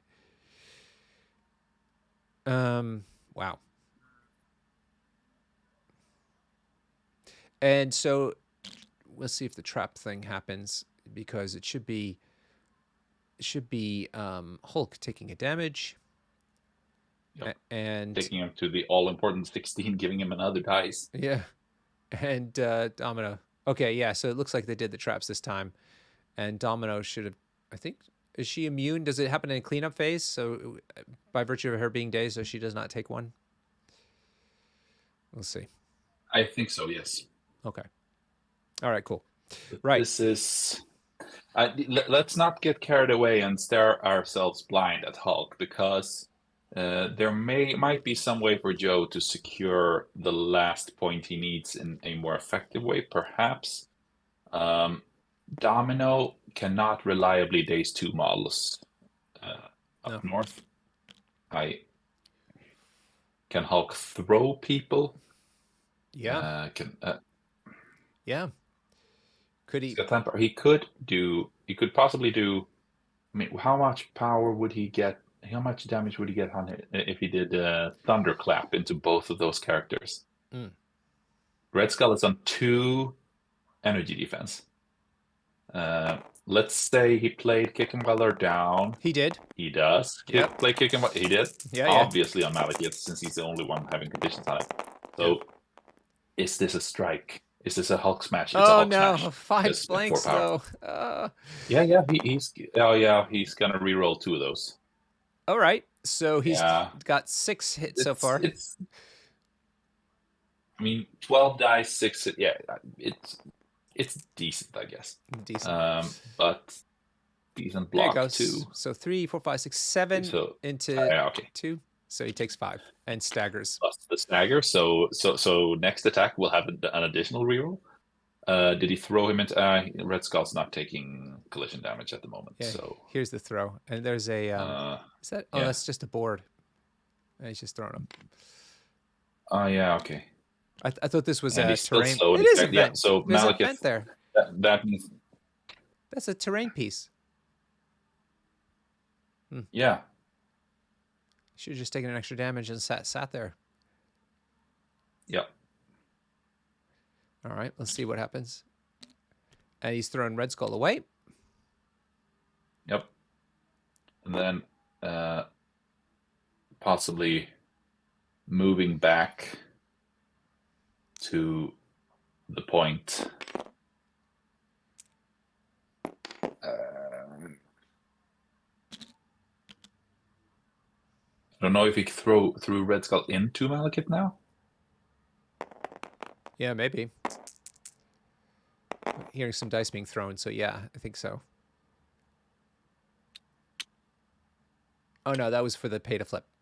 So he's flipped it. He's flipped it. Okay. Yep. Nice one. All right. So he can now walk back and try and flip that trap as well. Yep. Easily. And he's going to be standing at a point, making it difficult for Lukas to get within 1 with his models. Malekith is He definitely fails. not He gonna do fucking it. failed again. Oh my What god! the? He's made Oh my god! a. He failed again. Oh, oh, Joemanji with the That fails. that that's I swear to God, I oh don't know how he's holding ooh. it together. This is nuts. Oh God, paid it flips. This is not his night. He didn't do the proper sacrifices ahead of this game. Ooh, the dice gods are not pleased with Joemanji. Ugh. Well, to all X-Men players out there, Yeah, beware. that's what you get. You get 5 fails in the final. Oh God. All right. That's rough. That's really really rough. Because that is decisive. That could have been that could be the one needed Yeah. for Wow. Joe to take this home. God. But the domino versus 2 situation out here is interesting because if Lukas decides to activate either of those characters and has a bad activation, then Domino could try and go to town on the other character, sealing the deal. Throw? This must be Logan then? Yeah, Logan. Yes. Logan did Throwing his her. his superpower where he gets to do a normal attack, but then Yeah. also throw the character. Yep. So, and he was doing that very cleverly so that he can get Logan closer to that point because he needs to flip this point here. Interesting. All right, here comes the pay to flip. Or is it attack? Yes, the attack. Yeah, that's an attack. And nothing. Yeah, looks like only one hit. So and once 2 saves. So Domino is fine. But let's see if he does the pay to Did he flip get now. within? Is he within one of the pay to flip? Yeah. Yeah, easily. Yeah, and he gets So it. and he got it. Okay. All right. And Domino doesn't have. She can only get, since she has to move once, she can only do 1 attack. Red Skull. Oof. If Red Skull would kill Pyro here, that's really bad news for.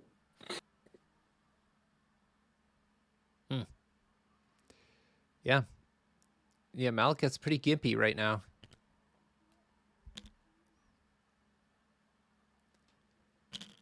I'm not sure. We may end up in a situation where a 50-50 flip for Joe could decide the game on the northern flank. Yeah.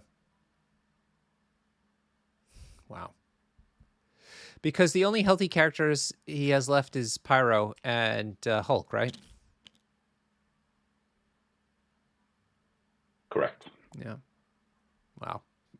Pyro sweating bricks over there. But that only means that they don't contest. It doesn't the pay flips. It's contest in the manner that increasing the number of successes the opponent needs to roll in order to flip. Yeah.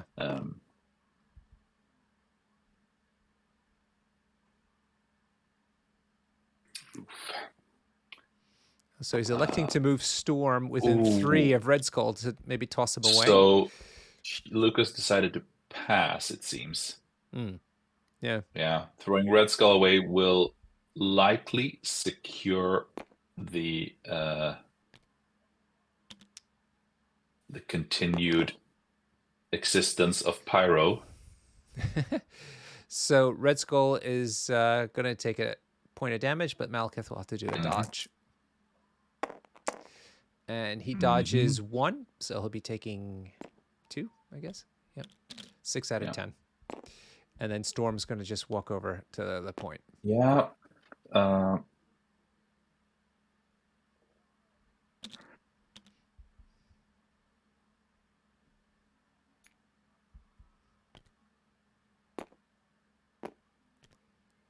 And he's just checking to see if Malekith can hit her, but it doesn't look like it. Maybe Red Skull, but probably not. Not sure. I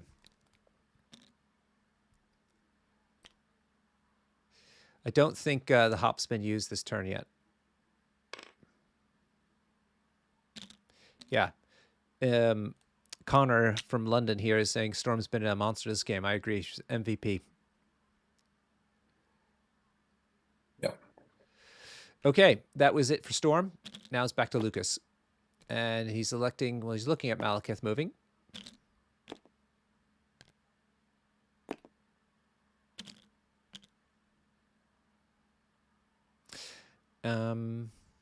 Both players down to 15 minutes.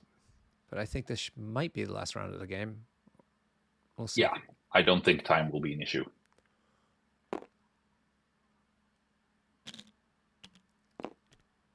So it's still a big thing if Red Skull can, or the Grunt, I suppose, could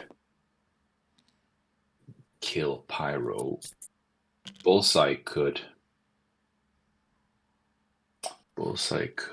get to the researcher and stop it from being scored.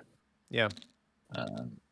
But that means leaving the point for Domino to try and flip uncontested. The Grunts managed to flip the trap.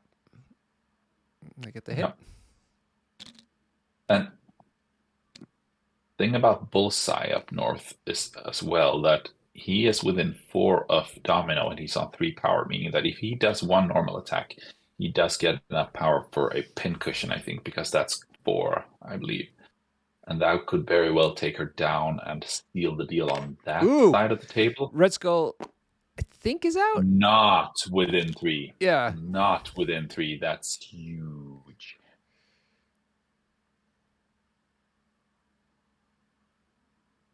So now he's deciding what to do with his second action. Wow.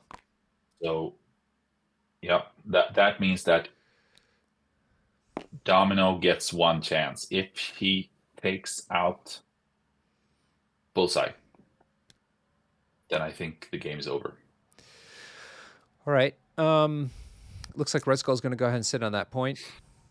Keep in mind, he is injured, so Pyro is still winning that point, as he is healthy. Yep. But if Bullseye would move over, that means it's a tie. Yes.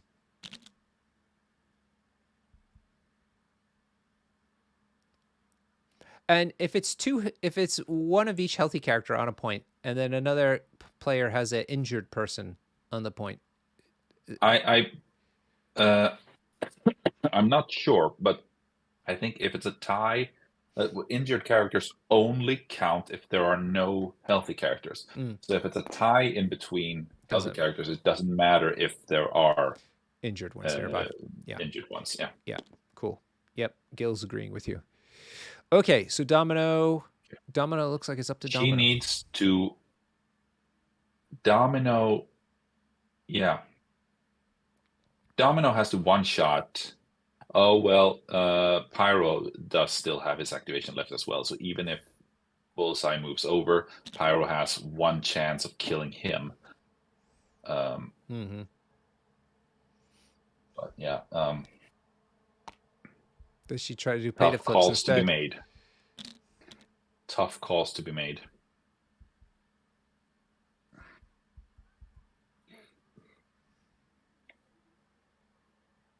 I think move up, do a spender into Bullseye, hope to one-shot him, flip the point, or at least do enough damage into him to make Pyro have a decent chance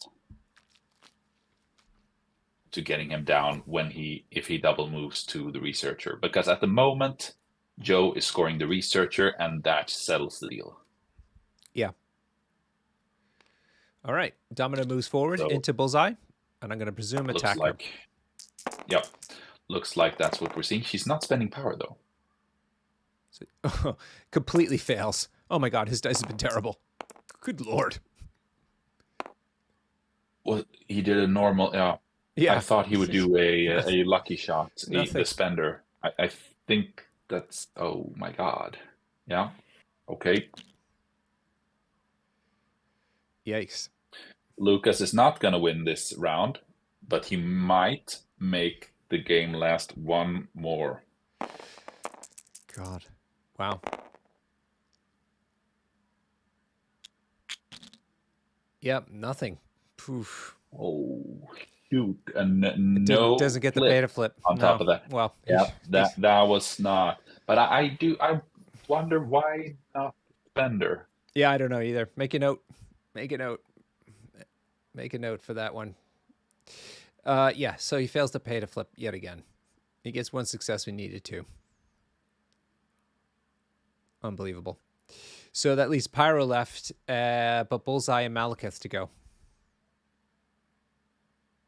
What a mess. Lukas has 3 secures, or 4. Sorry, 4 secures. Puts him on 14 points. Yeah. And in Bullseye, it looks like he's attacking Domino. Yeah, he spent 2 for hit and run, so he might just as well attack Domino, because if he spikes or dead, that's great for his chances next round. Domino took 3 hit points on that one. Mm-hmm. Or at least, And is well, off the table. Oh my! Off the table. He But elected to get rid of that it. means yes, but that means the game is over, I think. Oh, he's Bifrost. Malekith is He's going to do Black Bifrost, maybe? Yeah, but he's staggered. He's staggered. He's He staggered. can only move once. No. Leadership. The leadership, of course. Yeah. This is Malekith using the leadership to Yeah. get. Does he get within top 4? Okay, so that means he is gonna try and kill Pyro with a Mystic Beam. But no. He gets a charge. Wow. I'm talking crazy. Yeah, it's that But Pyro will have an activation before. So I think. Yeah, but Sacrifice is still in line. True. But I think.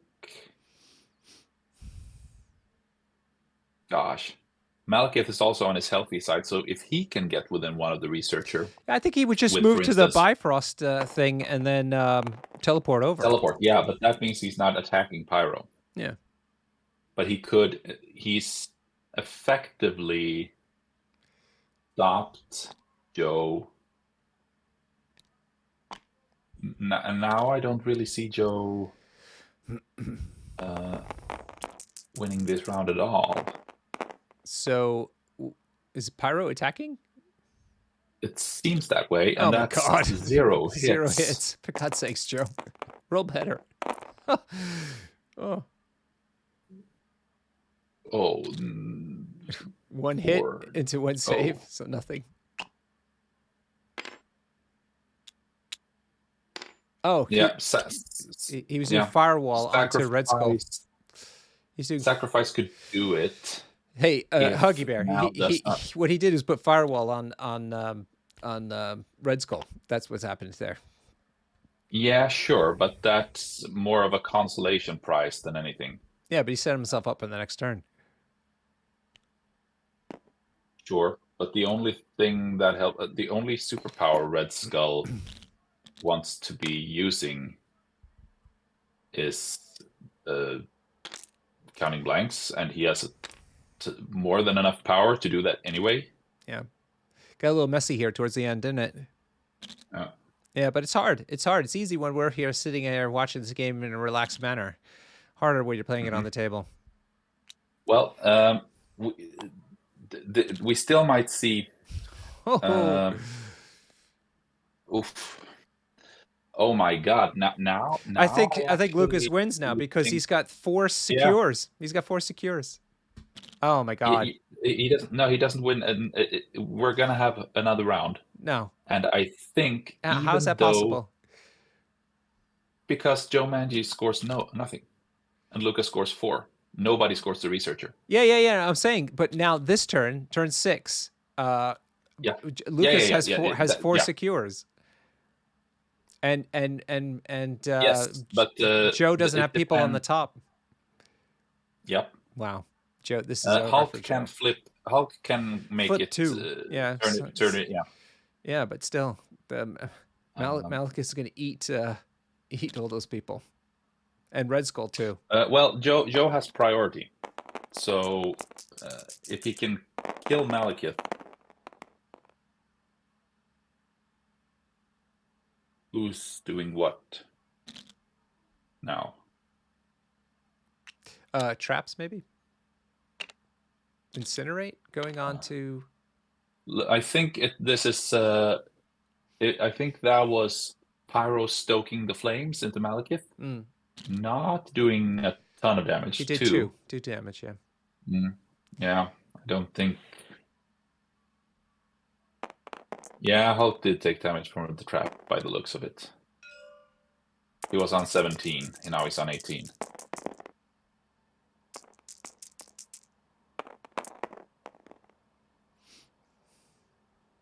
Four hits into 1 save plus a crit rolling into nothing. 3 damage. Whoa! Did he just daze Malekith? Yes, he did. He did. He did. Oh my God! Ooh. Go Pyro! So game's still on apparently, but now the Hydra grunts might kill Hulk. Yeah. Whoa. What is going on? If the Hydra grunts kill Hulk, that would be embarrassing. Wow, Joe doing the clutch pyro activation. I didn't know what he was going to do. I didn't see that coming either. But it worked out for him. If Hulk dies, it's still over. But can the Hydra grunts and Red Skull can still move to the Black Bifrost, teleport up, and kill Hulk. So I think this is over. Yeah. No matter what. Yeah. Sad. The secures, the pay to flips really bit Joe in the ass. Yeah.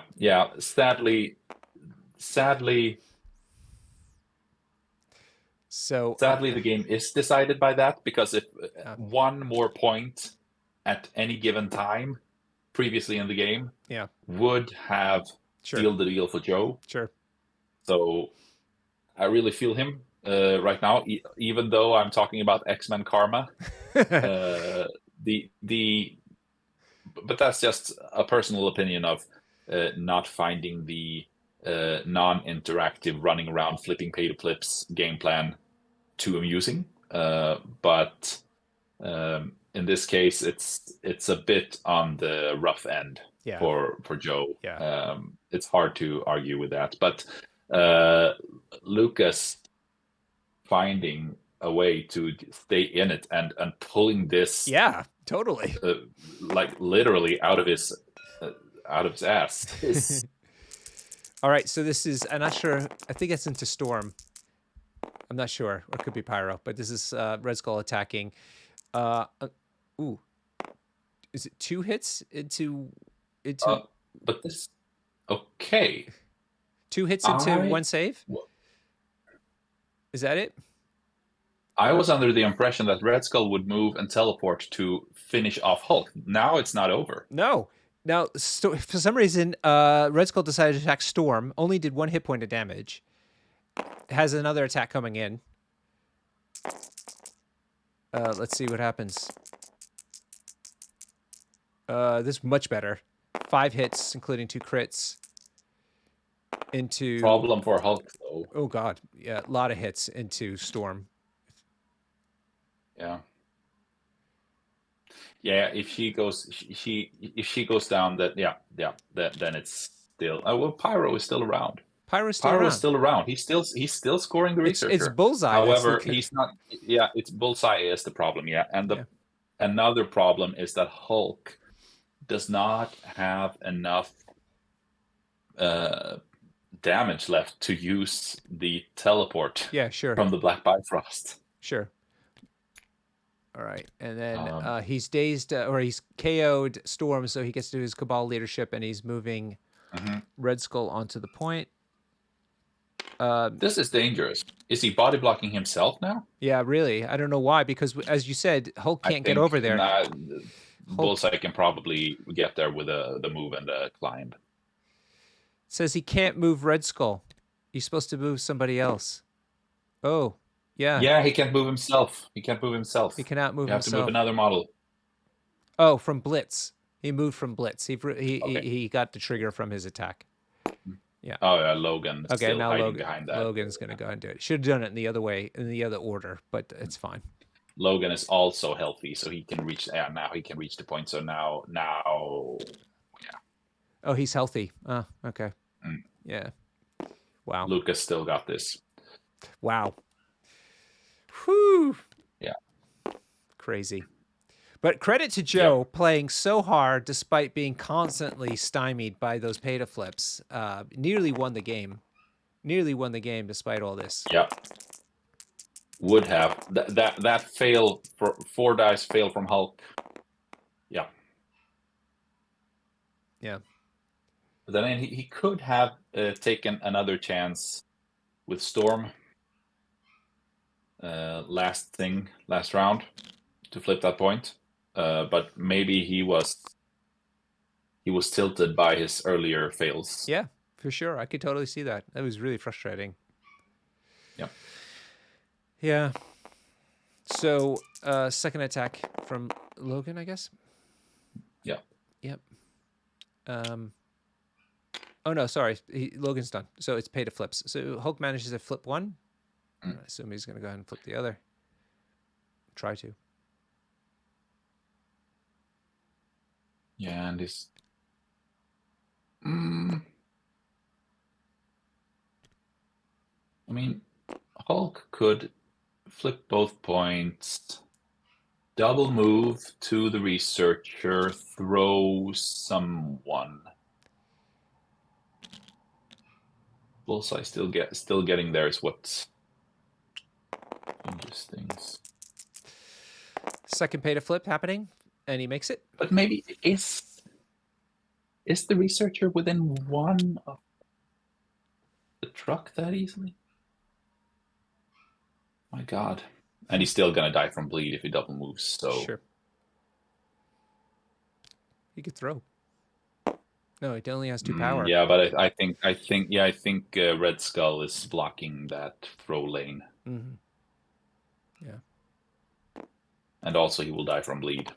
Yeah, sure.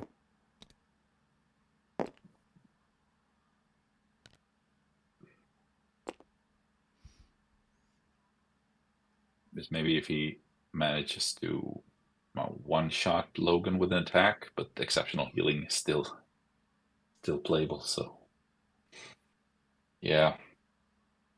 Hulk's not getting out of this. Is Logan healthy or? He's healthy. Oh, he healed. He constantly heals. Yeah, of course. Gosh. Second move for the Hulk. Yeah, so he's gonna die from bleed. But he'll throw somebody first. No. Or is throw 3? No, it's 2, but he, but he can't throw. That's can you throw stuff through Red Skull if he's not Red Skull, but he could throw it through himself. So the question is whether there's a lane between. Can you give us a top-down view? That angle looks impossible, but is Red Skull like? Can you? Yes, you ignore yourself, but not Red Skull in the truck. That's the question. Judge is there, so I'm sure the judge will make sure. Yeah, I really don't see him pulling that one out. But I mean, if Red Skull is in his mystic form, he cannot take collision damage. But well, looks good. Yeah. Looks good. Then it does. I don't know. Okay. Yeah, no, it says they pulled it over and then he dropped it down at the point of the crucial point, and it cleared both models. So I guess they're letting it go. Oh my God! So Joe might still win. No.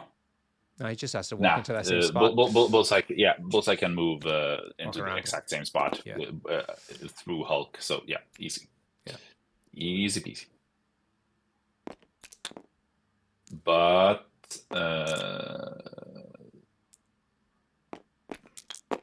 So that means nobody wait a wins. minute. Nobody wins the researcher. Yeah.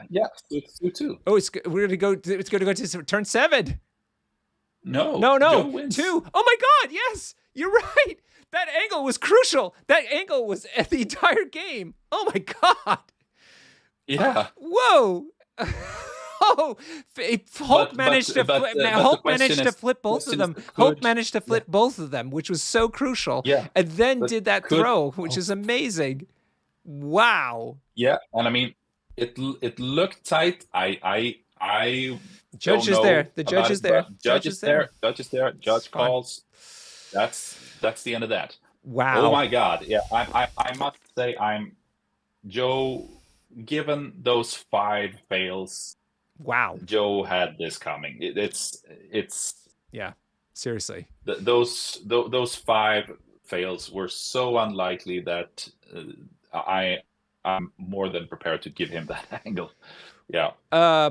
I'm just checking Vodka Blitz. If you're listening to this, is this the game, or are they just chatting afterwards, or is there some sort of discussion? I just want to make sure before we jump into their channel, because they haven't actually put the score on the table yet, so I'm not sure, but I'm assuming it's. Norbert, over. I just can't believe how these TTS finals just keep being such amazing games. It's a combination of a well-designed game with incredibly good players. I mean, don't forget these players have gone through 6 rounds of normal play plus 5 rounds of finals play. That's 11 games that they've had to win, dropping only 1 at most in the earlier rounds. These are fantastical players. So I'm going to assume that nothing's happening. So I'm going to assume they're done. So let's hop over into their channel and say hi. Chat, if you've got questions, please do put them in the chat so that we can ask them, the players. And there they are. It's 2 times where Domino just needed to... Hello. Hello. Hello, everybody. I'm assuming it's over. We weren't sure. Yeah, it's over. It's over. Okay. It's an amazing game. I mean, I can't believe it. We're stunned. This chat is blown up. We can't believe this is an incredible game by both players. You guys are masters of this game. The game is well designed, and you've taken full advantage of it. You guys should be extremely proud of this particular game. It's one to watch if you want to understand how to play high-level MCP. Thanks. Joe stepped away to get a drink, so he might. Okay. Lukas, I hear a little of frustration in your voice. Do you want to tell us what you're feeling right now? Devastated, basically. I don't want to like cry about a game or whatever, and I'm not going to. But it's to get this far again and then lose in a close game again. Makes me want to quit. Yeah. Yeah. So this it really sucks. I really want. It's just so dumb. I wanted anything but researcher. I felt like I had good game plans into everything except researcher was just a coin toss, and I was feeling really good about it, especially when you moved Pyro and Domino to the side the board Malekith wasn't on. And I was like, all right, well, I'm just I can see my path to victory here. And then obviously those failed rolls helped, but yeah, I don't know what to say about the game. I'm just I didn't play as good as I needed to. I don't know. I think you're being really hard on yourself, Lukas, honestly. You've played masterfully. The way that you handled Malekith, instead of being a stupid beat stick and instead of being really tactical with him, was masterful. It was really masterful.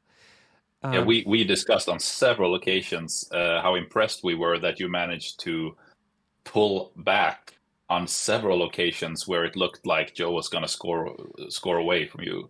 It was truly impressive. Thanks. I basically needed to. I don't know. It's easier to find outs when you're losing, I think, just because like you just keep searching until you find something. I think I made a I think I made a mistake. I just forgot I had the whole stagger thing. I should have just charged in and attacked him and risked not doing and risked if I didn't do damage, I lost. But if I did damage, I could throw him off the point, and we'd be tied again. But at least I'd have damage on Pyro. Um, and I had full health. So I just wouldn't have been on the researcher. But I don't know. Maybe things would have been differently there. Yeah. Yeah, it's complicated. It was a complicated game, that's for sure. Absolutely. But I think both of you were playing really well in the early rounds, equally skilled. I think where it got really messy in terms of the choices that both of you needed to make was in this last round. You know what I mean? Just like as you're kind of alluding to, you mentioned a couple things you could have done differently. A number of people were talking about some other ways that that could have been handled. It, you know, don't feel bad about any of that. This was a game where all those different things could have been possibilities, and had things gone a little bit differently, it would have made a big difference. You can't second guess yourself because you're in the heat of the game. It's a far different thing. Like when I'm sure you're gonna watch this back and you're gonna beat yourself up about some changes. I'm cautioning you not to do that. There's just so many options that could have gone here differently. I think it's good to watch it to learn from it, but don't beat yourself up about it. Yeah, and I lived. Season 8 was brutal, and nothing. Whatever. I'm not gonna quit, but gosh, dang it. Yeah, Give yourself some I think credit. that there's a randomness element to this game that's necessary for it to be like interesting and making it swing back and forth. But that also means that you can play immaculately and still lose on occasions. So I think, well, at least when I play, I try to like have the mindset that I have to play well enough to win, but that doesn't mean I'm sure to. And I think that both of you guys played well enough to win this game. yeah, yeah. Yeah, I just want to say one sec. Sorry. Yeah, go ahead. This is really the last thing. Is just like thanks to the guys of the Danger Room who helped. I brought them this a list similar to this, but full of jank and a lot of useless or like pieces that were suboptimal. And the Danger Room guys like helped tweak it to where it was, and the advice that I got throughout the weeks got me here. So thanks to those guys. That's really cool. Cool of you to say that, Lucas.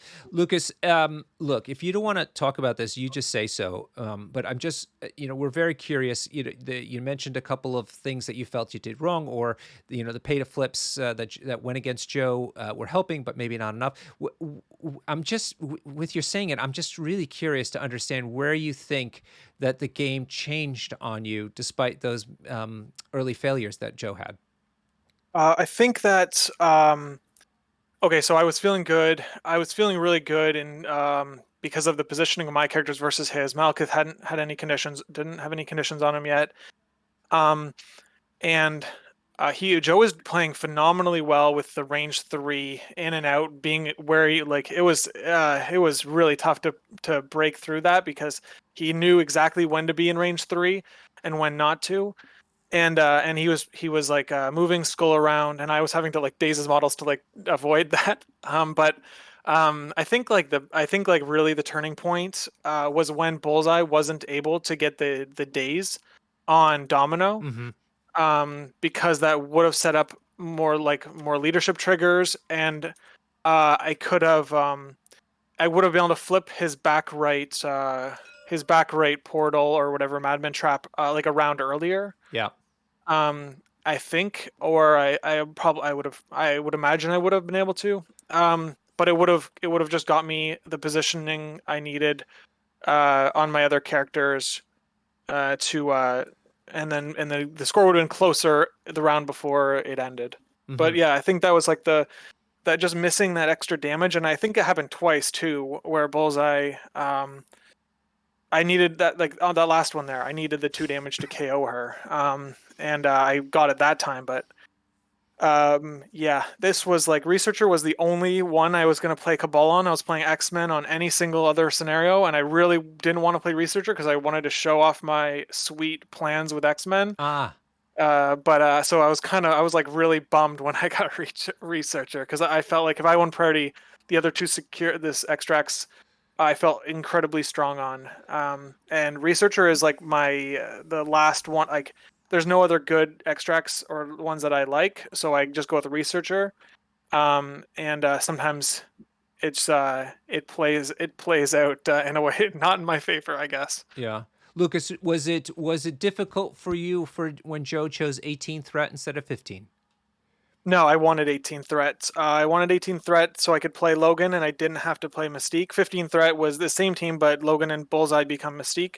And Mystique kind of sucks shooting into cover. Deception is a great threat for round 1, but it's not enough to win you a game when you're going to be scoring only maximum 6 points total.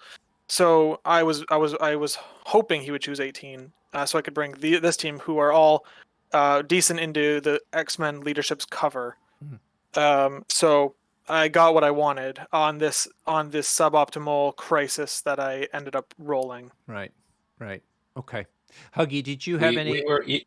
I was curious about. I mean, I really like your roster. I think it's really interesting, and we could go on in lengths about that. But maybe we should try and focus on the game. I was curious because round 1, with this setup with the Researcher and how those games tend to go, at least I was expecting more of a brawl in the middle.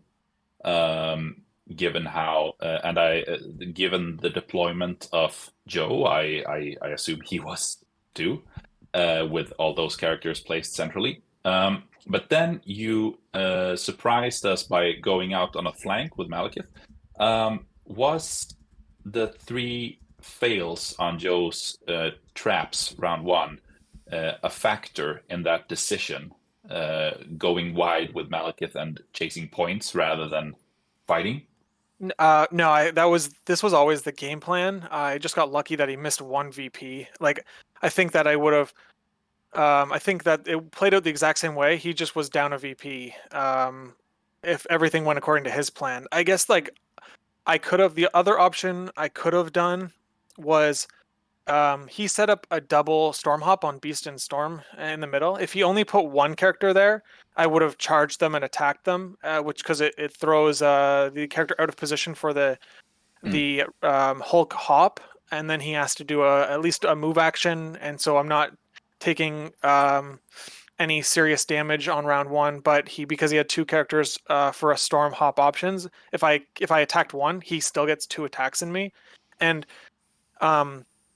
I don't know. I think that in general, this combination is a very weird setup to make, and what I found the most success in is first handling the secures, and then dealing with the Researcher. But Joe made it a race with getting that extra VP. It won him the game. So he got it twice, I think. So if he played the Researcher in any other position, the outcome could have been different. But he decided to go for the touchdown, and it paid off. Yeah. All right, let's move over to Joe. Actually, congratulations, big winner. Season X, one of the hardest seasons to date, I think, and you managed to pull it through. Did you actually go undefeated in the Swiss rounds as well? No, I lost the dead rubber in round 6 against SB in an X-Men mirror match. So, all right. So, how are you feeling then with these crisis combinations that came out? I'm pretty happy, actually. I think I agree with Lucas that Madman Researcher was the one that I was thinking was actually all right for me, because I could use Hulk to sort of try control the Researcher in the middle. And it wasn't too spread out, so yeah, it was okay. Do you think that you would have had a harder time if it was an X-Men mirror match versus the one that played out? I don't think so. I think that X-Men are favoured normal X-Men are favoured into Malekith X-Men generally. I mean, I haven't seen Lucas play it, so maybe he's got some funky stuff that would disprove that, but I think in general that the vanilla faction is better. Yeah. Okay. And why did you decide to choose 18th threat then? Well, it's just an extra body for flipping points and running around, and yeah, it Malekith is less concentrated as the point. Yeah. And have you played against Malekith a number of times? Have you already gotten some practice into it, in particular how to manage the leadership triggers? Well, you can't really manage it. You just have to hope for the best. I think there's no mitigating whether they get a stasis or not, other than not letting them attack you, which is what I'm trying to do. But yeah. Yeah. Okay. And let's throw it on the table. The big question that everybody had was how you held it together with all those failures on the pay to flips. Walk us through your thought process as one failure after another happened at the beginning, in particular. Five fails on flip attempts. I'm drained. I think I was holding it together until the fourth one, and then I started to tilt a little bit. Because I was on 15 what felt like about 7 hours, and any one of those 18 dice rolling a success, I've won the game like an hour ago, which obviously it's quite draining. Obviously, Lukas played really, really well, and it was a great game. But yeah, it could have been 14-6 going into round 4 or something, and that would have been a reasonably good position to be in. Yeah, but we dragged it out, so hopefully it was good viewing. It was fantastic viewing. We couldn't believe it. We were really feeling for you as well at the beginning, because it was just like unreal. Gil was asking, why did you choose to bring first class when only getting possibly 2 power out of it? On the game plan, usually with Beast is to try and double flip on one side. So going into the game, the thought was deploy Beast last, and then the point which might be where Malekith isn't, then Beast can go and maybe try and double flip. Right. I didn't really, but then it ended up with Lukas played really well. He put the Hydra Troopers and Bullseye and Logan on that point, so I just wasn't going to go there with Beast and get him killed. Right. So I just abandoned that plan. Right. Okay, so it was to hopefully wait for that, but Lukas was cagey enough to deny you the use of the card to its maximal effect. Yes, and also I discovered this in the last round, I don't have a lot of cards to play on Researcher. I've got so many extract focused cards and stuff. Right. Or characters as well, like Pyrotechnics and This is a Robbery, both in my list, so those can't be played. And I found in the last game that actually I've only got 5 or 6 cards that I can use. Yeah. So, Joe, we've watched you play Researcher before, and notably in your previous game, your plan with the Researcher was to basically move it away from your opponent as opposed to trying to go to the evac point. Did you switch? Here you went for the evac point. Was your hand forced because of the bad pay to flips earlier on? Yeah, that was part of it. The other part was that I was quite happy with Red Skull and Malekith chasing down dweebs on my left flank, which meant that there was a gap in the backfield for me to aim at. So I tried to take advantage of that. Well, good. Cool. Huggy, go ahead. Yeah, I have a couple of questions on more fine details in your moves. I understand if you don't recall every single one of them, given the emotions running through you right now. Sure. But I'll try. At the end of round 4, you used an X-Men hop. You were close to the what we call the north. Yeah, no, the north, the southwest trap from our point of view. So that's your left flank. Your left flank. Yeah, on the one on the right flank of Lukas, closest to him. You used the X-Men hop with Hulk to place him within 1 of the point. Mm-hmm. You could have placed him on either side of Storm, but we think that if you had placed him, you ended up placing him on the same side as Malekith, sure, who was slow and far away, meaning that he could reach you with a move and a Butcher of Thors. Were there any reason that we're not seeing that you didn't place him on the other side of Storm there? Yeah, I mean, I measured that. I think you probably saw that, me measuring the one, and I wasn't convinced that base would fit there. All right. So I didn't want to. Obviously, if I try it and then fail, I have to go back to my original position. So I needed the 100% chance to win the game with the flip, which I failed. So, Okay. Right. And then in round 5, when Storm activated, you decided to move her over to the researcher. Mhm. You could have, at least from our perspective, have moved her and used the hop to get her within 1 of the researcher where Hulk had just failed to flip, and have another go at that. Did you consider that line of play, but disregarded it because you were like dice tilted, or? No, it was the right decision. As far as I'm concerned, my win condition was Pyro not dying. He's my healthy model, so I wanted to move Storm over to be sacrificed into if they wanted to attack Pyro. All right. And then when Domino went up to attack Bullseye, also late round 5, you rolled a rapid fire shot and failed to get any hits. Yeah. Did you consider doing the spender, big spender instead, or was your calculation? No, is I your think experience that the math is better on the pistols, I think, as far as I'm aware. right? Yeah.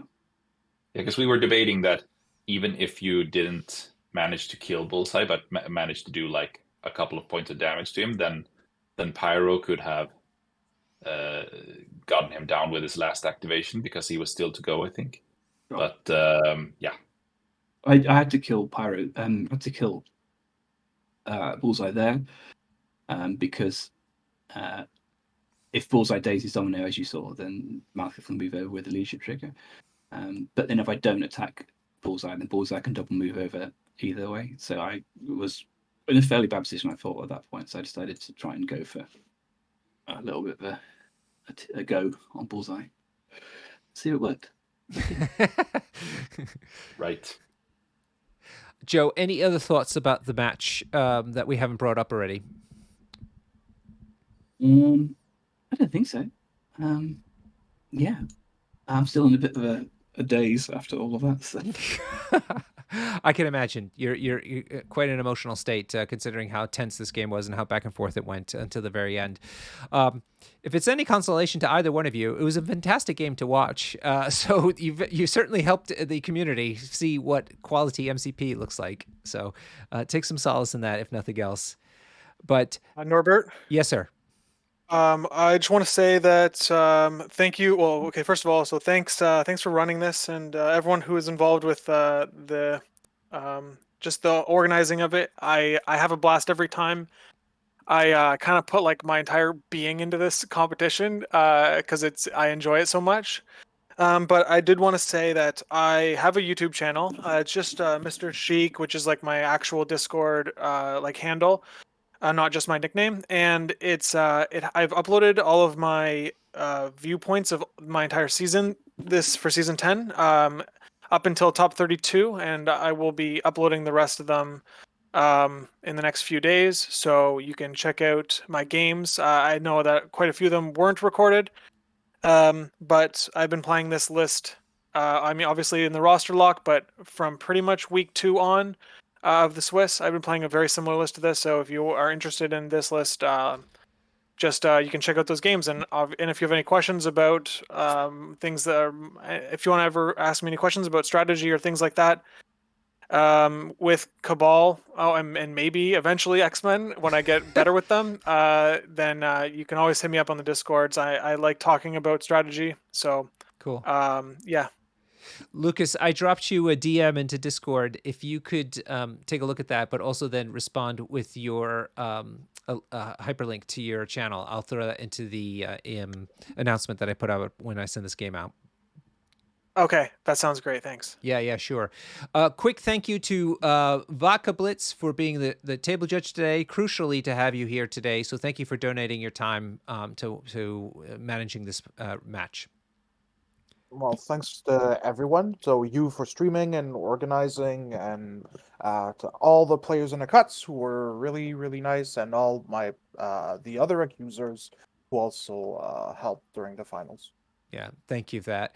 Also want to quickly thank all the other organizers, although I am quite vocal and so probably maybe more recognized, but there's a number of people who help with this, both in terms of keeping the mod up to date and also for all the bracket organizers who work really hard during the regular seasons and thereafter with the Second Chance and Beta Splendens League. So thank you all to all those guys for helping make this happen. Thank you to both players for letting us stream this game. It's amazing. Thank you to the chat. The chat was hyperactive. So great to have you along. And thanks to everybody who's watching this for taking the time to watch this and enjoying the MCP community. We hope you play as much as you can and get your friends involved with it as well. We will have a 4-week break, and then we're going to come back with the Season 11. Season 11 will be running pretty much the same way. So keep an eye on announcements for when signups for that will happen. Best for you to join the MCP TTS Discord server for that. And you can follow me on Across the Bifrost. I put the messages out for when we send out new games, and that will also have links to the Discord server so you can join up if you haven't already joined. So just a final thank you to Huggy Bear for another wonderful season. I'm going to miss streaming with you for the 4 weeks. It actually, I always get jazzed by these things more than I get tired, so it's kind of a shame. But it's good to get a little refresh. But we'll be back. We will be back. We will have different cocktails. We hope everybody brings their cocktails along, enjoys the games with us in Season 11. Some new ties. And lastly, make sure you join the WTC coming up. If you are in a country team or you want to join a country team, be sure to join that and make sure that you could be at one of the biggest events of the entire MCP season. So, Huggy Bear, I'm going to say goodnight to you. Good night, Norbert, and good night, everyone. Yes, thank you, everybody, for watching, and we look forward to seeing you soon. Take care and good night.